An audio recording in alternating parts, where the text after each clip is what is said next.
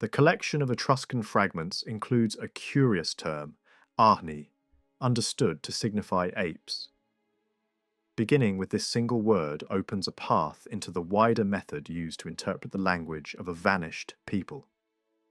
Ancient glossaries rendered a similar form, arimos, with the Greek word for an ape, a creature sometimes distinguished from monkeys and sometimes treated as the same. Accepting that sense allows a comparison with the many names for the animal across Europe. Among the Celtic and Germanic tongues, one name appears with striking uniformity. Gaelic, Irish, Cornish, Danish, Icelandic, German, English, and Slavic dialects all preserve a sound close to appa or ape. These forms seem to descend from an Indian source, the Sanskrit kapi, a word that originally described liveliness and agility. Both the creature and its name travelled westward from the subcontinent, perhaps along the trade routes that brought exotic animals to the Mediterranean courts. Hebrew records echo this borrowing, adapting the foreign term to their own speech. Greek writers also retain the initial hard consonant in words such as kibos or kipos, applied to long-tailed monkeys. An inscription beside a mosaic image of a monkey in ancient Italy even bears the label Kypon, a reminder that older Pelasgian speech may have once been widespread in the peninsula. Yet classical Greek later preferred pithekos rather than the older kabos. The change raises questions about the movement of peoples and languages. Perhaps the Celts and Teutons, who kept the Indian name, separated earlier from the first families of mankind, while the Greek migrants introduced a new designation and displaced the former one. Latin chose a different path again, using simios for an ape. The resemblance of that word to the adjective meaning flat-nosed encouraged a popular explanation, but such etymologies often arise from fancy. A more plausible route links Latin simius back to the Greek kabos. In Eastern pronunciation, the sounds of H and M draw near to each other, so kib might shift to kaim, then to heim, and finally, with the common change of H to S to seam, from which simius would naturally develop. Through this longer path, the Latin term could still trace its ancestry to the Indian kapi, though less directly than the Celtic and Germanic forms. The Sanskrit root conveyed the idea of nimbleness, and that sense survives in the Gaelic and Irish adjective tapide, meaning clever or active. From the same source come nouns denoting agility and dexterity. In Breton, no clear trace of that form remains, yet another adjective, sionx, expresses activity and provides the origin of the French singe, the common word for an ape. French also possesses guenon and guenouche, terms that descend from the Gaelic adjective guanach, signifying lightness and quick movement. These parallel names suggest that the lands of France once heard two branches of Celtic speech, the earlier Gaelic and the later Cymric, mingled or succeeding one another through the centuries. If most languages describe the ape as the active animal, the Etruscan arimi may share the same meaning. Gaelic offers the adjective ealam, quick and nimble, which, by a simple exchange of one liquid consonant for another, approaches the Etruscan form. The ending common in Gaelic adjective supports this connection. The root itself is ancient. Hebrew contains verbs meaning to be light or swift and to be active, while Chinese records similar sounds with related senses. Even the Hebrew term for the loins, the place girded when a man prepared for exertion, carries the idea of readiness for action. Such parallels hint that the Gaelic and Etruscan words preserve echoes of a very early stratum of human speech. From this same family of roots may spring the Latin verb salir, to leap, for Hebrew also has a word of like sound, used of a horse springing forward. Arabic speakers borrowed a related term to describe a spirited steed. All these threads weave a picture in which the notion of quickness unites the names of animals, actions, and qualities across distant cultures. Alternative explanations once tempted scholars. Some imagined Arimi to be an archaic form related to Azimi, meaning tailless, derived from a Gaelic word for the rump. Others sought the origin in a term for the tail itself, comparing Greek and Latin parallels. These theories falter because the proposed Gaelic forms either do not exist or do not suit both apes and monkeys. The simpler path returns to the idea of agility. Languages often transfer the name of the ape to human behaviour. English calls a foolish imitator an ape, while Italian reverses the process, deriving the word for monkey from affectionate diminutives of the title for a lady. Such shifts reveal how closely observation of animals intertwines with social life. This next term is useful because it shows, in a very concrete way, how a single word can be pulled apart, tested against living language, and then rebuilt into a meaning that fits both grammar and the natural world. The form can be understood as a compound with three pieces, yielding either the sense of a soft, moist plant, or the sense of a twisting, climbing plant. Both readings match the vine's behaviour. When the vine is grown upright like a standard, it is famously fragile. Each year its young growth has to be tied to a stake, protected from hard winds that would snap it. In early spring, the plant seems almost overflowing with liquid life, and its tender shoots break with ease, as if the name were describing moisture and softness. But when the vine is trained on frames, or allowed to climb up taller trees as was common in parts of northern Italy in antiquity, it becomes the very image of a climber gripping and winding upward by force of habit. In that case, the idea of a twisting plant fits just as well. The vine itself is an odd creation. It does not belong neatly among trees, shrubs, or flowers. Its blossoms are so small that they can pass unnoticed, yet the fruit arrives in heavy clusters, so generous that it can seem as if the earth saved its richest sweetness for this one plant. Give it warmth and light, and even a thin cutting pushed into the soil will take hold. Before long, it throws out buds and shoots, then branches, and while still young, it can already hang with fruit. What is equally striking is its endurance. Properly tended, it keeps producing year after year into great age. That long vitality made the vine a natural emblem of youthful power, and the overflowing growth of nature, the kind of symbol ancient religions loved to place in the hands of a god of abundance. To explain how the old Mediterranean words for wine and vine relate to one another, attention turns to a well-known pair, the Greek term for wine and the Latin term for wine. They are usually treated as versions of a single inheritance, and early Greek spelling traditions even preserve an older sound that brings the Greek form closer to the Latin. In Greek usage, the same word could also refer to the vine itself, which can be seen in compounds built from it. A similar double use appears in the Gaelic, an Irish word commonly associated with wine, because that word can also serve for the vine in compounds meaning vineyard or vine leaf. The vine leaf compound is especially telling because the leaf element lines up neatly across several ancient languages.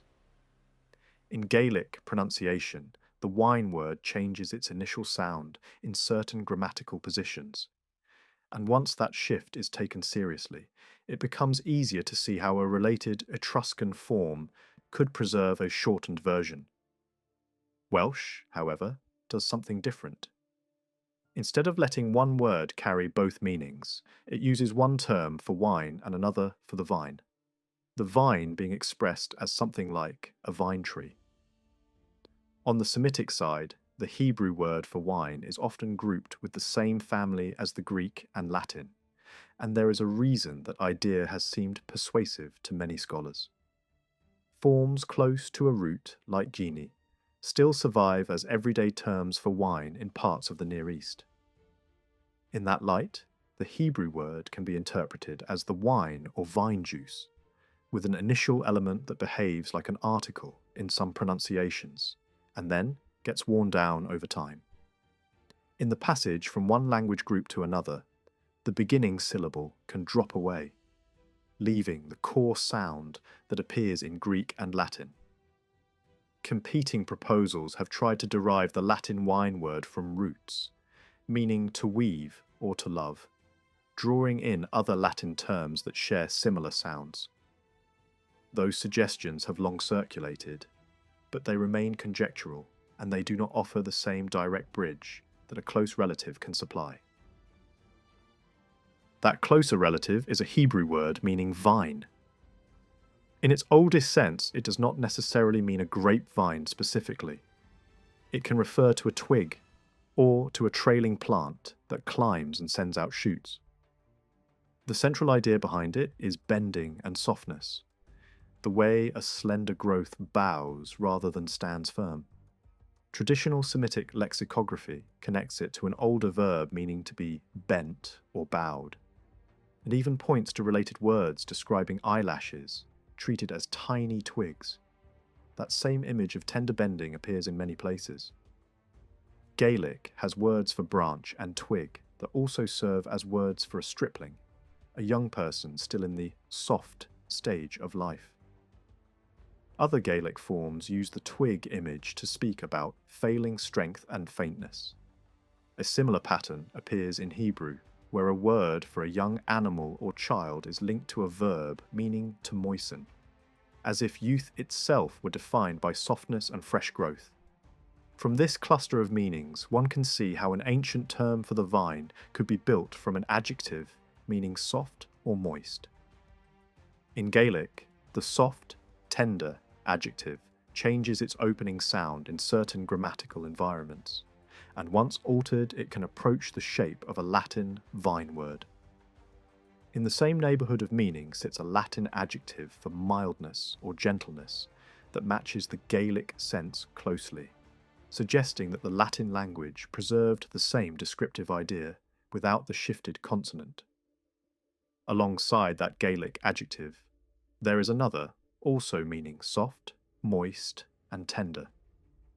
If the ancient wine word is taken in its most basic sense as twig or shoot, then the tender adjective combined with that wine twig term can produce exactly the kind of compound that would yield an Etruscan form, meaning the soft, moist twig.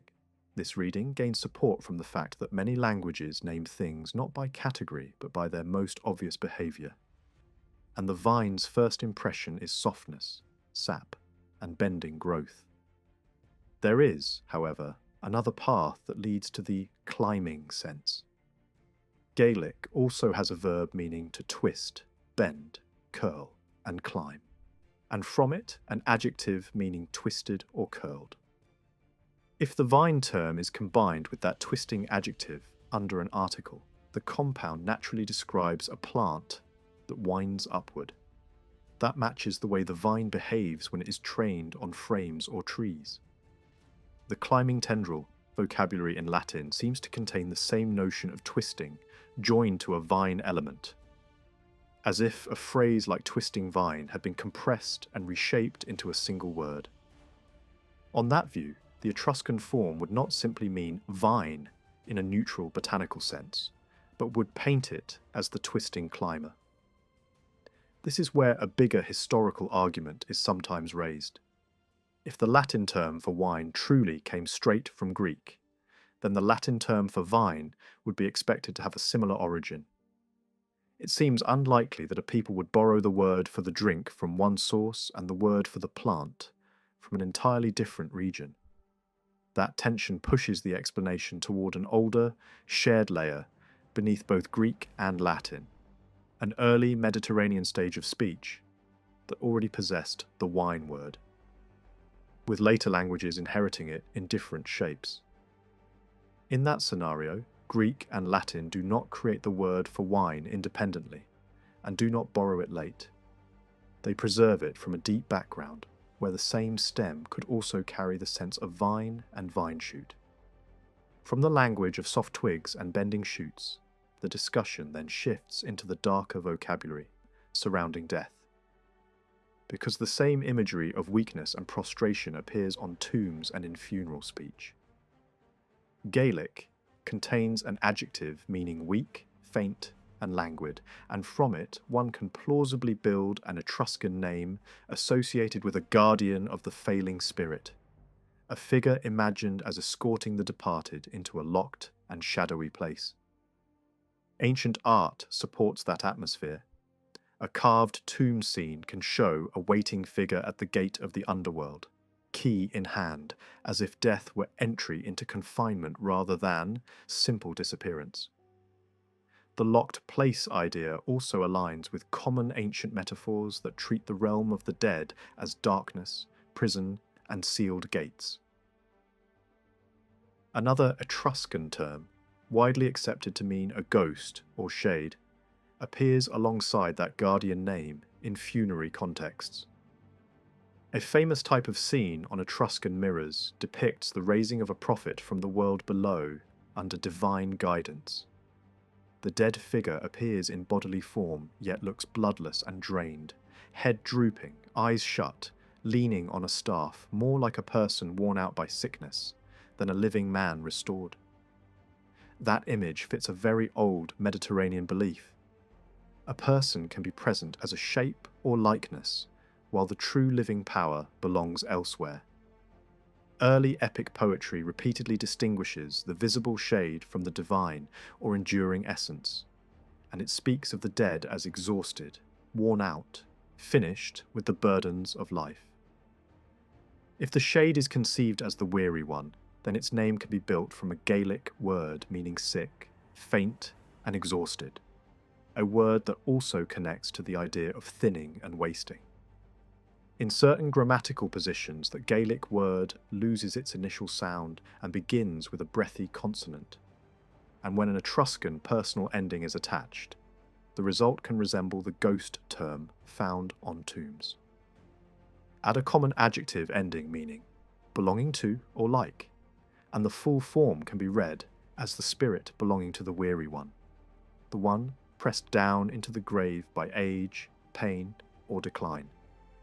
Such a reading harmonizes with the way early texts speak of the dead as those who have suffered, weakened, and finally sunk into a state of powerless remembrance. The same network of ideas appears in Near Eastern scripture, where the dead are portrayed as bloodless, weak, and languid, retaining memory but lacking strength. Death is described as terror, as wasting, as decay. Even the phrases for the realm of death often include gates that do not open back toward life. Those images support an interpretation of Etruscan terms for death and the underworld as words built from roots meaning weakness, wasting, enclosure, and darkness. Yet there is a further complication. In some traditions, the same word that names the shades of the dead also names ancient giants. Scholars have disagreed about whether this is coincidence or a single word with two branches of meaning. There is one way the two could connect without strain. A verb that originally means to throw or cast can describe a person who collapses and throws himself down in exhaustion, giving a sense like the exhausted ones, the prostrate ones. But that same verb family can also develop a meaning like stretching out or spreading out, which in other languages can lead toward tallness or largeness. If both paths occur, a single root can indeed generate both the idea of the exhausted dead and the idea of towering giants. Gaelic provides a useful parallel. A verb meaning to stretch out, extend, and lie at full length can also describe growing in stature. In that one verb, the double image appears. Extension into length, and extension into height. If the sound shifts between S and T in different dialects, then the stretching word can be viewed as the sibling of the faintness word, linking height, thinness, and weakness into a single chain. From that chain come familiar ancient verbs for stretching and adjectives for tenderness that describe something in a delicate growing condition. The prostrate image returns again in the language for dying. Across cultures, death is repeatedly paired with sleep. To die is to lie down and not rise. That everyday observation shapes the vocabulary on tombs. A common Etruscan term in funerary inscriptions has been taken to mean died, but it can also be understood more literally as laid down or laid to rest, derived from a Gaelic and Irish word for couch and a verb meaning to lie down. Similar ideas appear in Indo-Iranian speech, where a single word can mean bed and tomb, as if burial were a final resting place in the most concrete sense. This fits the way Etruscan nobles were often depicted, reclining in state, as though death preserved the posture of banquet and repose inside the chamber of the tomb. A separate funerary term has been guessed by some to name a coffin or stone container, but another explanation points toward feast and festival vocabulary, suggesting that the word belonged to the meal or ceremony associated with the dead rather than the object of burial. In that view, the term would align with Latin words for funeral entertainments and with Gaelic words for holiday feasts, shaped by regular sound changes. Some languages even preserve the curious overlap, where a locked place word can also mean an entertainment, hinting at how easily burial, ritual, and communal meals could share a single vocabulary in ancient societies. Several scholars have tried to pin down a small cluster of Etruscan words, and the disagreements are revealing in themselves. For some terms, one authority offers nothing at all. Another proposes a neat split into smaller parts. A third reaches for parallels in distant language families. Others connect the word to mourning, to fate, to death, to carving stone, or to burial furniture. What stands out is not consensus, but a pattern. Each interpreter starts from an image of life and ritual and tries to make the word fit that image. Take the vine term first. One proposal treats it as a compound meaning the grape plant, built from elements that describe a plant and its fruit. Another reads it as something like vine plus a verb of creeping or climbing, which matches the vine's habit of clinging and crawling upward. In contrast, some scholars simply refuse to commit, yet the plant itself almost forces the meaning in a certain direction. A vine is neither tree nor flower in the usual sense. Its blossoms are easy to miss, but its fruit arrives in heavy clusters, sometimes so abundant that it looks as if the soil has concentrated its richest sweetness into this one fragile growth. A thin cutting placed into warm ground can quickly swell with sap, bud, and shoot, and later the same plant can keep producing into old age. Whether it is tied upright to survive wind or trained along frames and taller trunks, the vine's defining features remain softness, moisture, bending weakness, and climbing persistence. Any etymology that captures those traits tends to feel more natural than one that drifts toward abstract speculation. That same tension between image and speculation appears again in a set of funerary names and words that recur in tomb contexts. A figure often identified as a spirit associated with death has been explained in dramatically different ways. One interpretation links it to a word group for lamentation, wailing, and public grief, as if the name were less a being and more the embodiment of mourning itself. Another calls it the angel of death, supported by comparisons that emphasize perishing, destruction, and the approach of the end. A third explanation ties the name to roots, meaning to slay, to wound, to suffer, to undergo pain, and to be marked by injury. These are not small differences. One picture places the figure beside the living as the sound of grief. Another places it at the boundary of the underworld as a guide. Another imagines a power that inflicts death rather than escorts the dead. Each reading changes the role of the figure in the unseen drama that Etruscan art loved to show. A second ghost word, often translated as shade or departing soul, has attracted even more elaborate theories. Some have tried to explain it as a built-up phrase meaning the image of a child of the grave, pointing to traditions in which small crafted figures represent spirits of people and animals. Others derive it from a root meaning slayer, as if the word named death itself rather than the dead. Yet the tomb images suggest another atmosphere altogether. On Etruscan mirrors and grave goods, the dead do not always appear as violent victims. They appear drained, pale, bent, and powerless, as if the defining condition of the shade is not being murdered, but being worn down. The body might be shown with a drooping head, closed eyes, and a leaning posture, carried or supported as if the weight of life has finally become too much. In that visual language, the underworld is not merely a place of killing. It is the destination of those who have been exhausted, thinned, and diminished. That idea connects naturally to a broad family of words across many cultures that link death to weakness, wasting, and prostration. The dead are described as bloodless, languid, faint, retaining memory, but lacking force. They are imagined behind gates that do not open back toward the sunlit world. They are called by names that can mean the feeble ones, the wasted ones, the stretched out ones. Even the language of ordinary experience points in the same direction. Dying is repeatedly spoken of as lying down. Sleep and death are treated as twins. To die is to take on the posture of rest and never rise.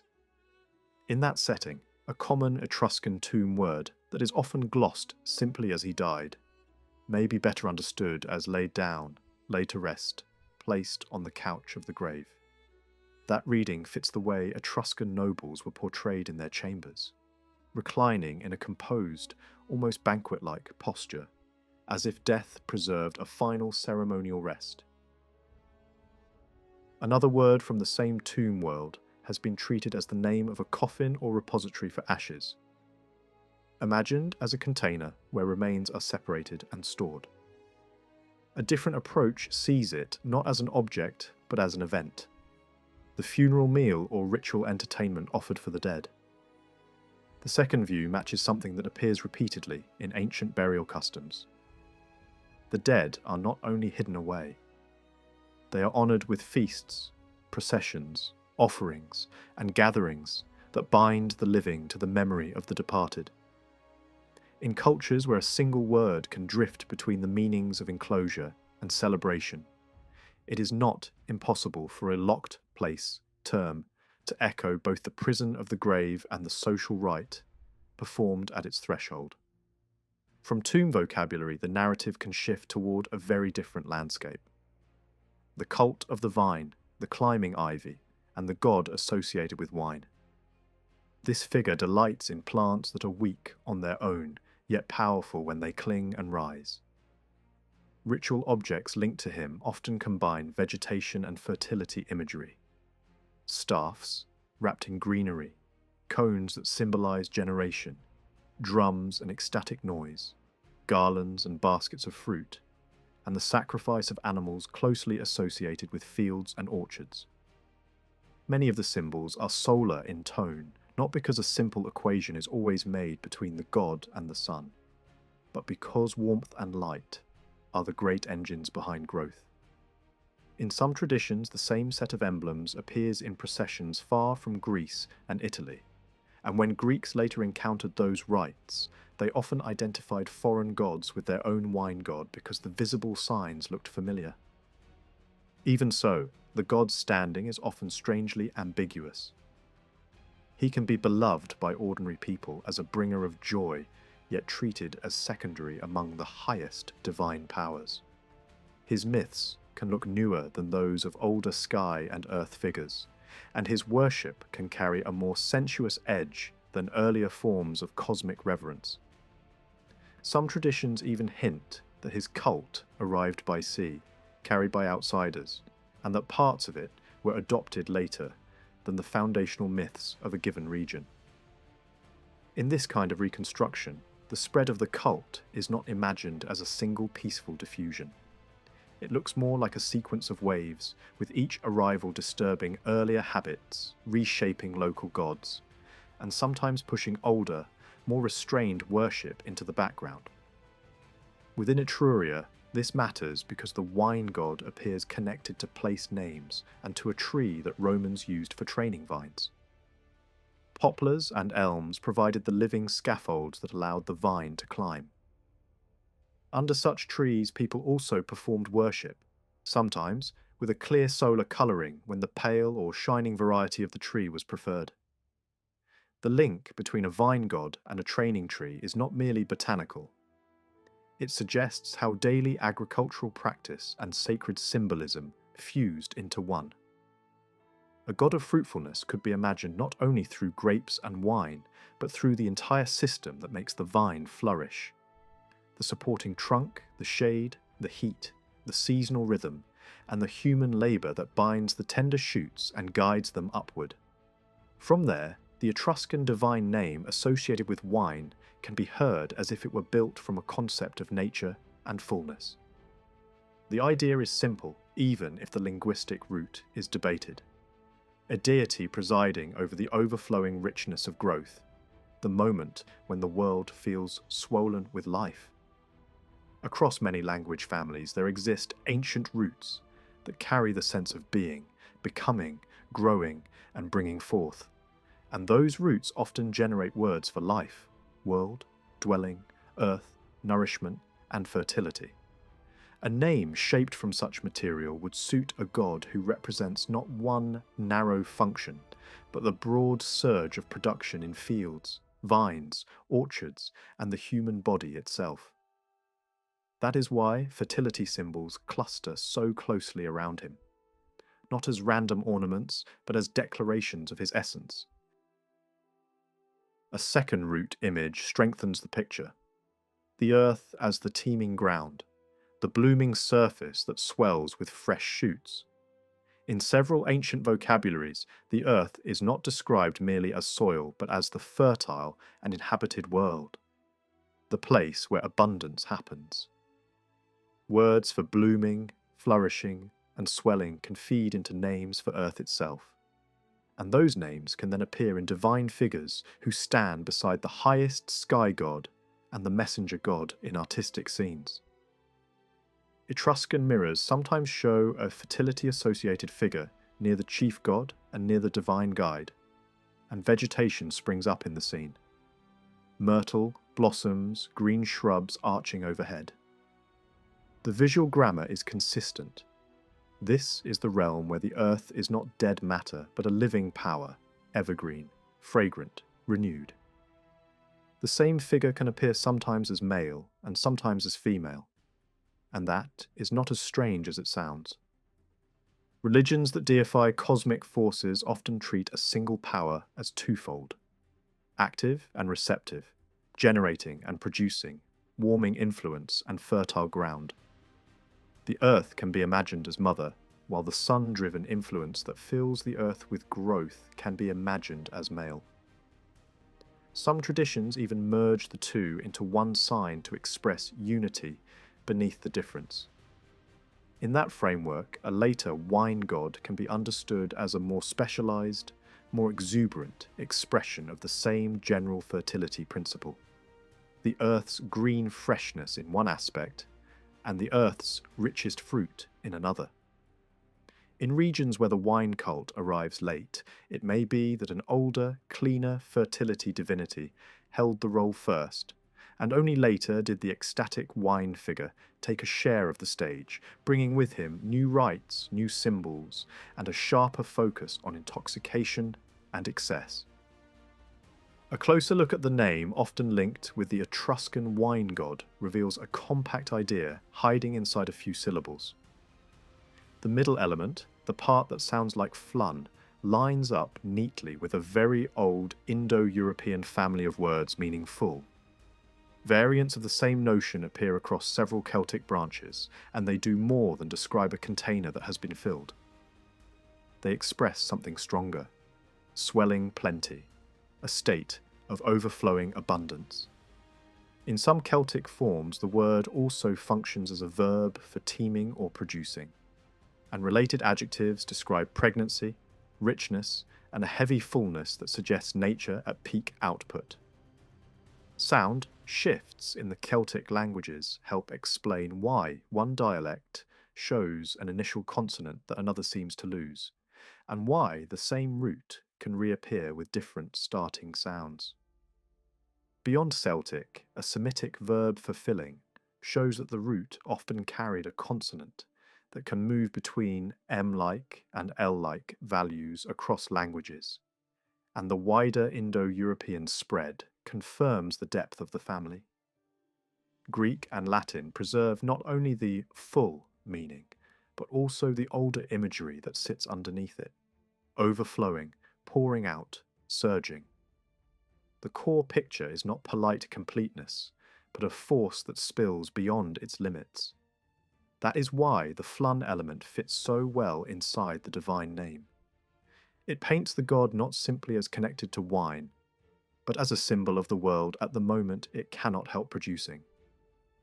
The name becomes an emblem of the earth in its most generous condition. The season when growth seems unstoppable, and fertility is not an abstract concept, but something visible in fruit, sap, swelling leaves, and heavy harvest. In this reading, the deity stands for the teeming abundance of nature itself, with wine as one of the richest signs of that abundance. The discussion then turns to a tree name that seems, at first glance, ordinary: the poplar. Yet in older religious symbolism, it does not remain ordinary for long.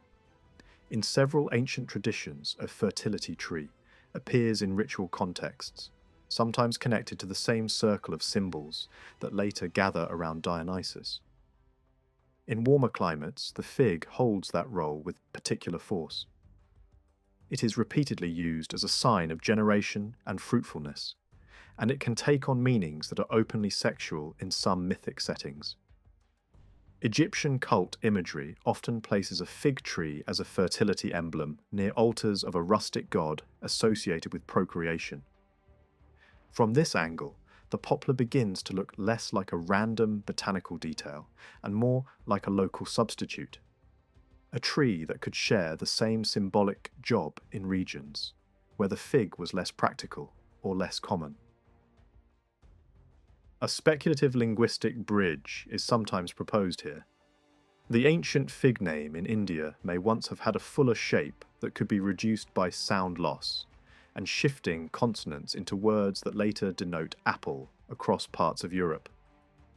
The point is not to claim a tidy line of descent in every case, but to highlight a recurring habit of language. In many places, words for apple and similar fruits become broad labels for fruit-bearing in general. Persian usage has applied a related word even to the fruit of a juniper. Greek and Latin also use their apple terms loosely, covering a range of fruits including pomegranates, and the pomegranate itself was widely treated as a fertility sign. Even the same root can generate names for animals or insects associated with solar symbolism, showing how easily fertility, sun, and fruit can become tangled together in both myth and vocabulary. If the root behind full and filling is admitted into this cluster, then fruit, fullness, and fertility begin to form a single semantic neighborhood. In that neighborhood, the epithet fruit bringer becomes more than a poetic compliment. It becomes a compact theological description. When later scholars tried to explain the poplar and the Etruscan wine god's name, the conclusions wandered in different directions. Some insisted the Latin tree name cannot be explained convincingly from Latin alone, implying an older, borrowed root. Others found no satisfactory Indo-European account and left the matter open. The divine name itself was also pulled in competing directions. One line of thought treated it as a title connected with the poplar and thus tied the god to the vine training tree. Another proposed that the name encodes a solar identity, building it from elements interpreted as divine sonship and deity status, then connecting it by symbolism to vine foliage. Another approach linked the name to a familiar Etruscan pattern of divine endings, treating the stem as built from a root, meaning to bring into being, to generate, to make exist. In that reading, the name does not begin as wine language at all. It begins as creation language, the vocabulary of origination, growth, and production. That generating root, in fact, has an extraordinary spread. Across Indo-European speech, it appears in forms meaning to be, to become, to grow, and by extension the world, earth, dwelling, and life itself. In Germanic, it survives in basic verbs of being. In Slavic, it appears in related forms. In older Iranian, it is present in verbs and in words for earth. In early English, it lies behind terms tied to living, building, cultivation, and settlement, as if to be and to dwell were two faces of the same ancient concept. Celtic preserves a dense cluster of related words: life, world, food, living person, vitality, animal, nourishment, and even words for woman understood through the ancient idea of the producer of life. Latin also retains close matches: the future and the fact of having been, along with terms for offspring and fecundity. Taken together, the semantic field is consistent. It is about existence expanding into abundance, being turning into growth, and growth turning into fruit. That is why the flun element matters so much. It does not merely echo full, it intensifies the generative root into an image of fullness that teems. The divine name can then be heard as something like nature in full flood, the power that makes the earth overflow with produce. This matches the character of Dionysus far better than a narrow translation like vine god. The grape is one emblem, not the whole meaning. A related thread appears in another Etruscan divine name, often placed near high gods, on mirrors and ritual objects. Scholars have interpreted it variously: as a marriage goddess, as a goddess of childbirth, as a personification of day, or as a bloom goddess akin to figures of spring and flowering. Each suggestion highlights a different aspect of the same ancient obsession: fertility, renewal, and the visible return of life. The name is frequently linked with Greek vocabulary for flourishing, blooming, and swelling with abundance, and that connection fits the imagery that accompanies the figure in Etruscan art. Myrtle, green shrubs, and fresh flowers appear near the deity, and the company in which the figure stands suggests importance rather than minor status. The visual language points toward an earth power, the ever-fresh force that clothes the ground in green and makes the world smell alive. In that symbolic universe, cosmic roles are often doubled. A single power can appear as male and female, active and receptive, warming influence and fertile ground. The earth is mother, producing and receiving. The sun's influence is father, filling and quickening. Some traditions show the two in one sign to stress that they are inseparable. Etruscan art seems to play with this logic. A fertility figure may appear as male in one scene and female in another, yet always framed by growth and by proximity to the highest divine authorities. The imagery suggests not confusion but a worldview in which nature's power cannot be reduced to one gendered form. Within this framework, the wine god becomes the richest expression of the same principle. The vine's overflowing clusters are simply the clearest and most intoxicating proof that the earth is teeming. The god represents that moment when the world is not merely alive but lavish, when the ground seems to pour itself into fruit and humans feel the result in exhilaration. If an older, more restrained earth fertility cult existed first. A later wine-centered cult could easily layer itself on top, adding ecstatic ritual, new symbols, and more sensuous practices. That would help explain why some traditions treat the god as a late arrival or a secondary figure, beloved yet not always fully integrated into the oldest divine hierarchy. From there, the narrative can move naturally from sacred names to ordinary life, because the same method used to unpack a god name can be tested on farm and household vocabulary. A set of Etruscan words from everyday settings has been treated as especially revealing. A term for the plough handle or plough tail, a word for a drinking vessel with handles, and two terms applied to animals or people with a striking nose-like feature. The shared concept is not redness, even if later writers were tempted by that. It is shape, a projecting, rounded extremity, broad at the base and strong at the tip. Human humour tends to name people by such features, and rural speech tends to transfer those nicknames to animals, with unusual markings. Once a nosy man label exists, it can easily slide to a cow with a conspicuous muzzle. Once a word names a rounded, projecting feature, it can also fit the end of a plough handle shaped to the hand, or the rounded, ear-like handles of a cup. Celtic vocabulary provides a powerful candidate for the underlying root. A word meaning point, summit, tip, and also branch or shoot, carrying an added sense of a rounded extremity. In place names, it marks peaks and promontories. In everyday speech, it can describe the top of a weapon, the crest of a helmet, or anything that stands out as the end or issue of a larger body. That range is exactly what is needed to explain the Etruscan cluster. A handled cup can be named for its protruding ears. The plough part held by the farmer can be named for its shaped end.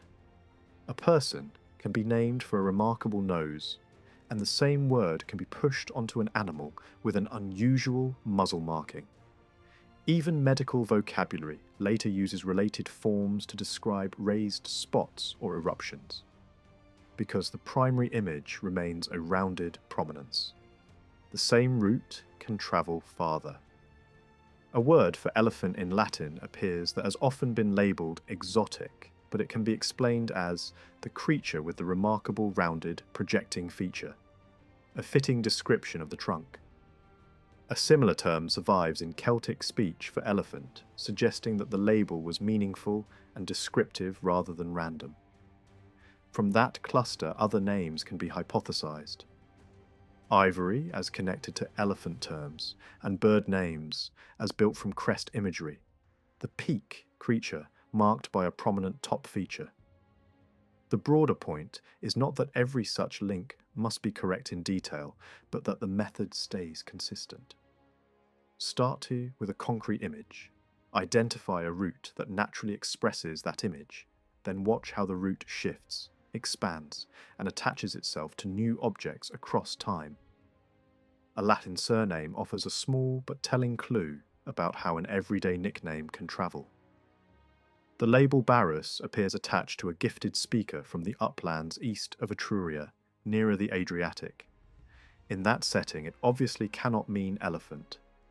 It reads much more naturally as the kind of descriptive tag rural societies love to use. Something in the family of big nose, prominent tip. The same social habit behind names like Naso. A physical feature becomes a signature. The signature becomes a family name, and later generations inherit it, even when the original joke has been forgotten. There is another line of support, less direct but still suggestive. If Latin preserves a cluster of similarly shaped words that can be traced to Celtic speech, then an Etruscan word with the same shape becomes easier to place in the same neighbourhood. Late Latin writers use a term like bourre for absurd talk, the kind of nonsense people dismiss with a shrug. Elsewhere, a stupid fellow is called by a word written with different initial letters in different sources, as if scribes could not decide whether the sound was closer to B or V. Old glosses explain related forms as meaning foolish, soft, womanish, dull. The spellings vary, but the root looks like one thing wearing multiple masks. In Gaelic, there is a word for a simpleton that sits very close to those Latin forms. It comes from an adjective meaning soft, naive, slow, even deaf. In rustic speech, the boundary between softness and stupidity is easy to cross, because softness here is not tenderness of character. It is a lack of firmness, the mind that yields too easily, the person who cannot hold a line. Another Gaelic term, even plainer, names a boor or blockhead and resembles the Latin nonsense word closely. The connection is not meant to prove that every Latin example is borrowed directly, but it shows how the same sound shape can carry the same social meaning across different regions. The link between deafness and dullness is especially important because it explains why soft and stupid can share the same root. In societies without formal schooling, a child deprived of hearing often becomes shut out from speech, and without speech, the mind has fewer tools to develop. The result can look like stupidity from the outside. Inertia, gloom, awkwardness, silence. Many languages fossilize this tragic observation. Latin uses a word for deaf that helps form a word for absurd or senseless. Gaelic has a term for deaf that looks like a near twin of its word for fool.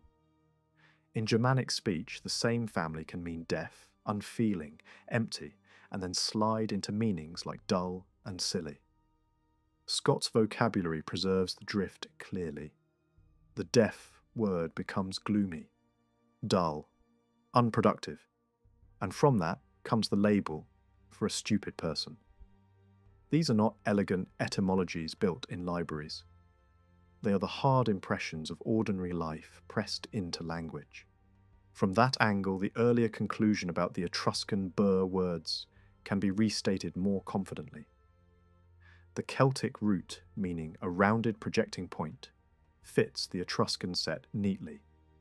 A nosy man, a cow with a marked muzzle, a handled drinking cup with ear-like projections, and the rounded end of a plough handle shaped to the hand. The meanings do not depend on redness, they depend on shape and prominence. Rural humour supplies the transfer from human nickname to animal nickname, and practical design supplies the transfer from anatomy to tools and vessels. Before moving on, the root behind all this deserves a wider tour, because its history looks like a long river splitting into channels. At its simplest, it is a two-sound skeleton, a stop consonant and a liquid consonant, with a vowel wrapped around them. This bare frame appears across Indo-European and Semitic speech, in verbs meaning to bear, to carry, to produce, to beget. Latin and Greek preserve obvious versions of it. Celtic does too. Semitic languages carry parallel forms that mean to create or to bear. At first glance, this looks like a neat carry root, but there is an older physical image hiding underneath. The deepest image is swelling. Pregnancy begins as a change in shape. The bud begins as a rounded fullness under the bark. Even the ground above a germinating seed can rise slightly before the shoot breaks through. That swelling is the earliest visible sign of fertility, and it is easy to imagine that the root began by describing that physical symptom. A Semitic verb exists that explicitly means to swell and become pregnant, and it can also extend metaphorically to conceiving an idea in the mind. A Gaelic word for opinion sits beside this, as if thought were a kind of inner gestation. The same swelling verb produces a noun meaning mountain, the great protuberance of the landscape. Gaelic uses its own mountain word built from the same idea, turning the hill into a visible bump in the world. Celtic preserves the swelling image especially richly. Gaelic has terms for belly and womb that also generate words for swelling and teeming. From the womb word come adjectives for bulky bodies and pot-bellied shapes. The same semantic logic turns a word for belly into a word for a rounded height, because a hill is the belly of the land. Another Celtic branch shows the same pattern. A womb word sits beside a boil word, and a hillock word, all connected by the idea of a rounded rise. This same womb image also helps explain why words for brother look mysterious in some languages but transparent in others. In Gaelic, the brother term can be analysed as something like from the womb again, the second born from the same source.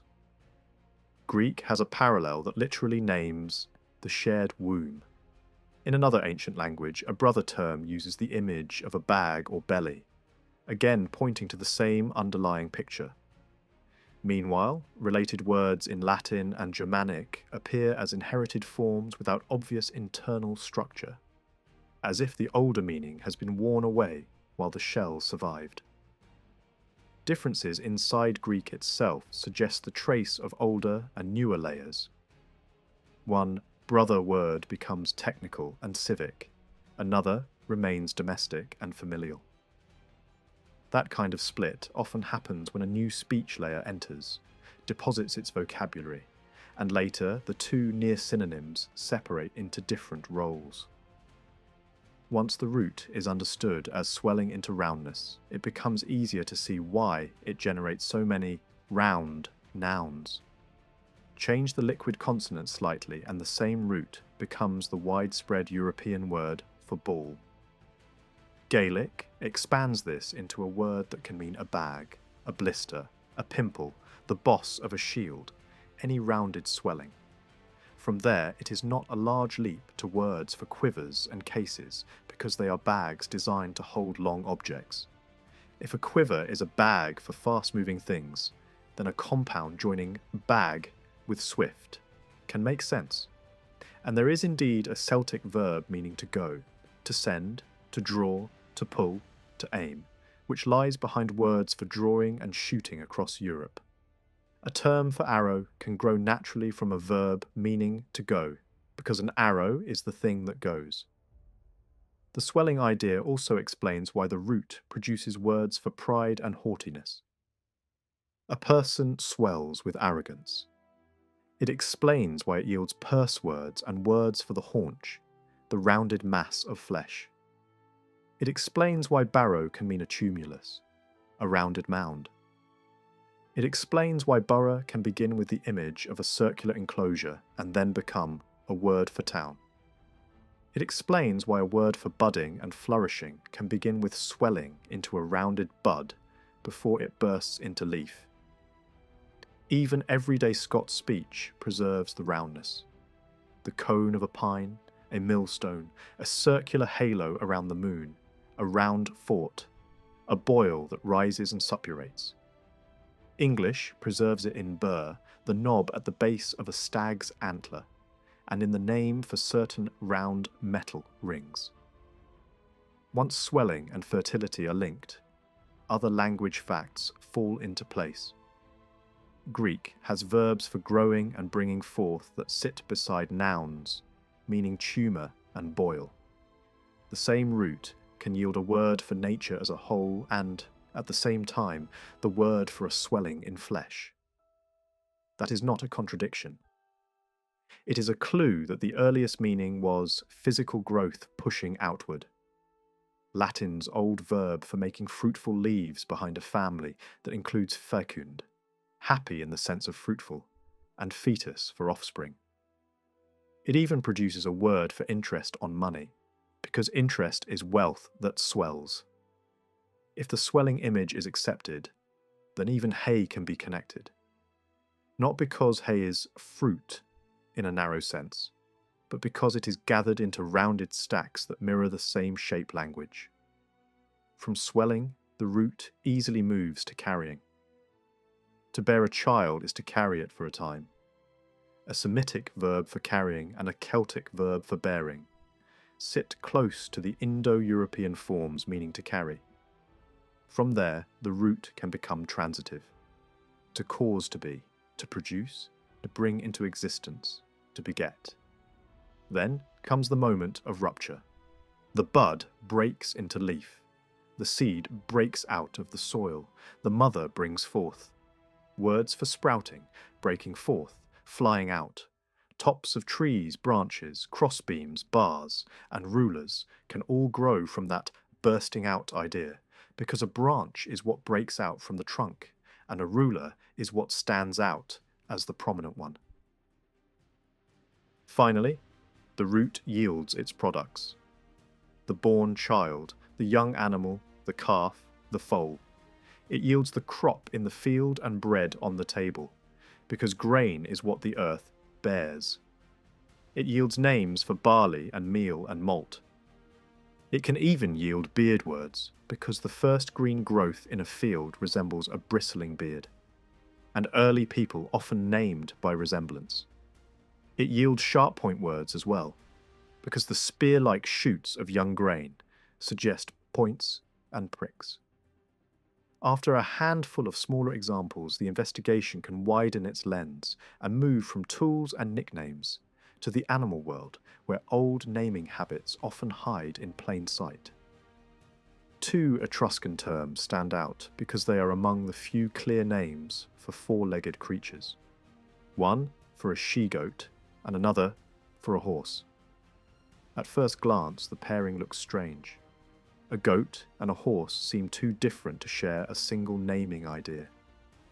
Yet older languages repeatedly show that a single label can drift across very different animals when the name is anchored not in species, but in a shared motion, habit, or striking feature.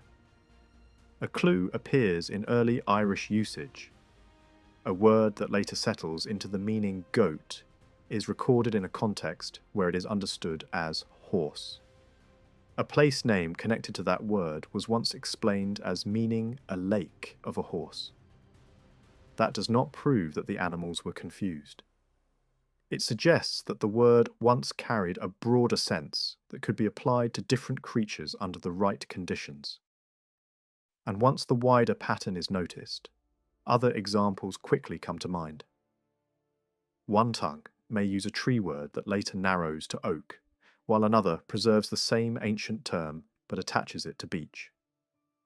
Elsewhere, the same animal name can cover both ox and deer, or a rabbit can be nicknamed as a small dog because of some perceived likeness. A term meaning wild can be used for deer simply because deer are the wild animal most often met. Fruit names also slide. Apple can become a general word for several kinds of fruit. Even in Semitic traditions, a term can pass between lamb, kid, boy, fawn, and gazelle, because the underlying idea is not the exact species, but the young of an animal. With that background, the Etruscan word for she-goat aligns naturally with a well-attested Celtic form for goat. The sound shift is straightforward, and it is hard to accept that a language would need to borrow so basic a word as goat from a neighbour, unless the borrowing happened very early and became fully naturalised. The more plausible direction is that the Celtic form preserves an older shape of the word, while the Latin and Etruscan forms reflect later adaptation. Underneath this sits an even older verbal idea: leaping. The goat is the leper in the most literal sense. Anyone who has watched a kid spring sideways without warning, then rebound in another direction, recognizes the habit immediately. Ancient naming often seizes precisely that kind of repeated movement. Semitic languages preserve a verb meaning to whirl or dance in a circle, to leap, and from it, a noun for goat is formed. The structure of that word suggests that the animal is named for its skipping and bounding. Greek supports the same picture through its own goat term, built from a verb meaning to dart or move with a sudden quick motion. Another Semitic goat name comes from a verb meaning to leap or dance. and the same root family sits behind the Germanic word for dance. The naming principle is consistent. The animal is defined by its characteristic leap. From that starting point, the inquiry turns to the horse. A horse is also a leaper, but of a different kind. The goat's jumps are abrupt, often in place, sometimes playful or evasive. The horse's leaps are regulated and forward-driving. The rhythm of trot and canter is a sequence of controlled bounds that become speed. Semitic speech captures this distinction with different verbs. One describing the jerking skip, another describing the horse's onward bounding. Even a later European word like capriole preserves the idea. Its origin sits in goat imagery, but it is applied to a particular leap. Performed by a horse, the movement has been transferred from one animal to another, yet the concept remains the leap. Semitic usage offers more confirmation. A verb meaning to leap like a horse is attested, and another common horse word is linked to a notion of leaping for joy. In older Near Eastern records, a cognate form even appears as a horse name in Assyrian. That matters because it suggests that naming a horse as the leper is not a poetic invention, but an old habit. Now, the Etruscan horse term looks less isolated. It may seem unique on the page, but the sound can survive in later, humbler speech. A workhorse in English is sometimes called by a familiar stable name that can be reshaped by ordinary sound changes into something remarkably close to the Etruscan form. That does not prove direct descent. It shows that the phonetic path is natural, and that the concept of the horse as a leper can persist even when languages and centuries shift. To understand how one root can branch into such different forms, it helps to imagine the earliest stage of language as a system with relatively few core roots, each capable of producing many related meanings.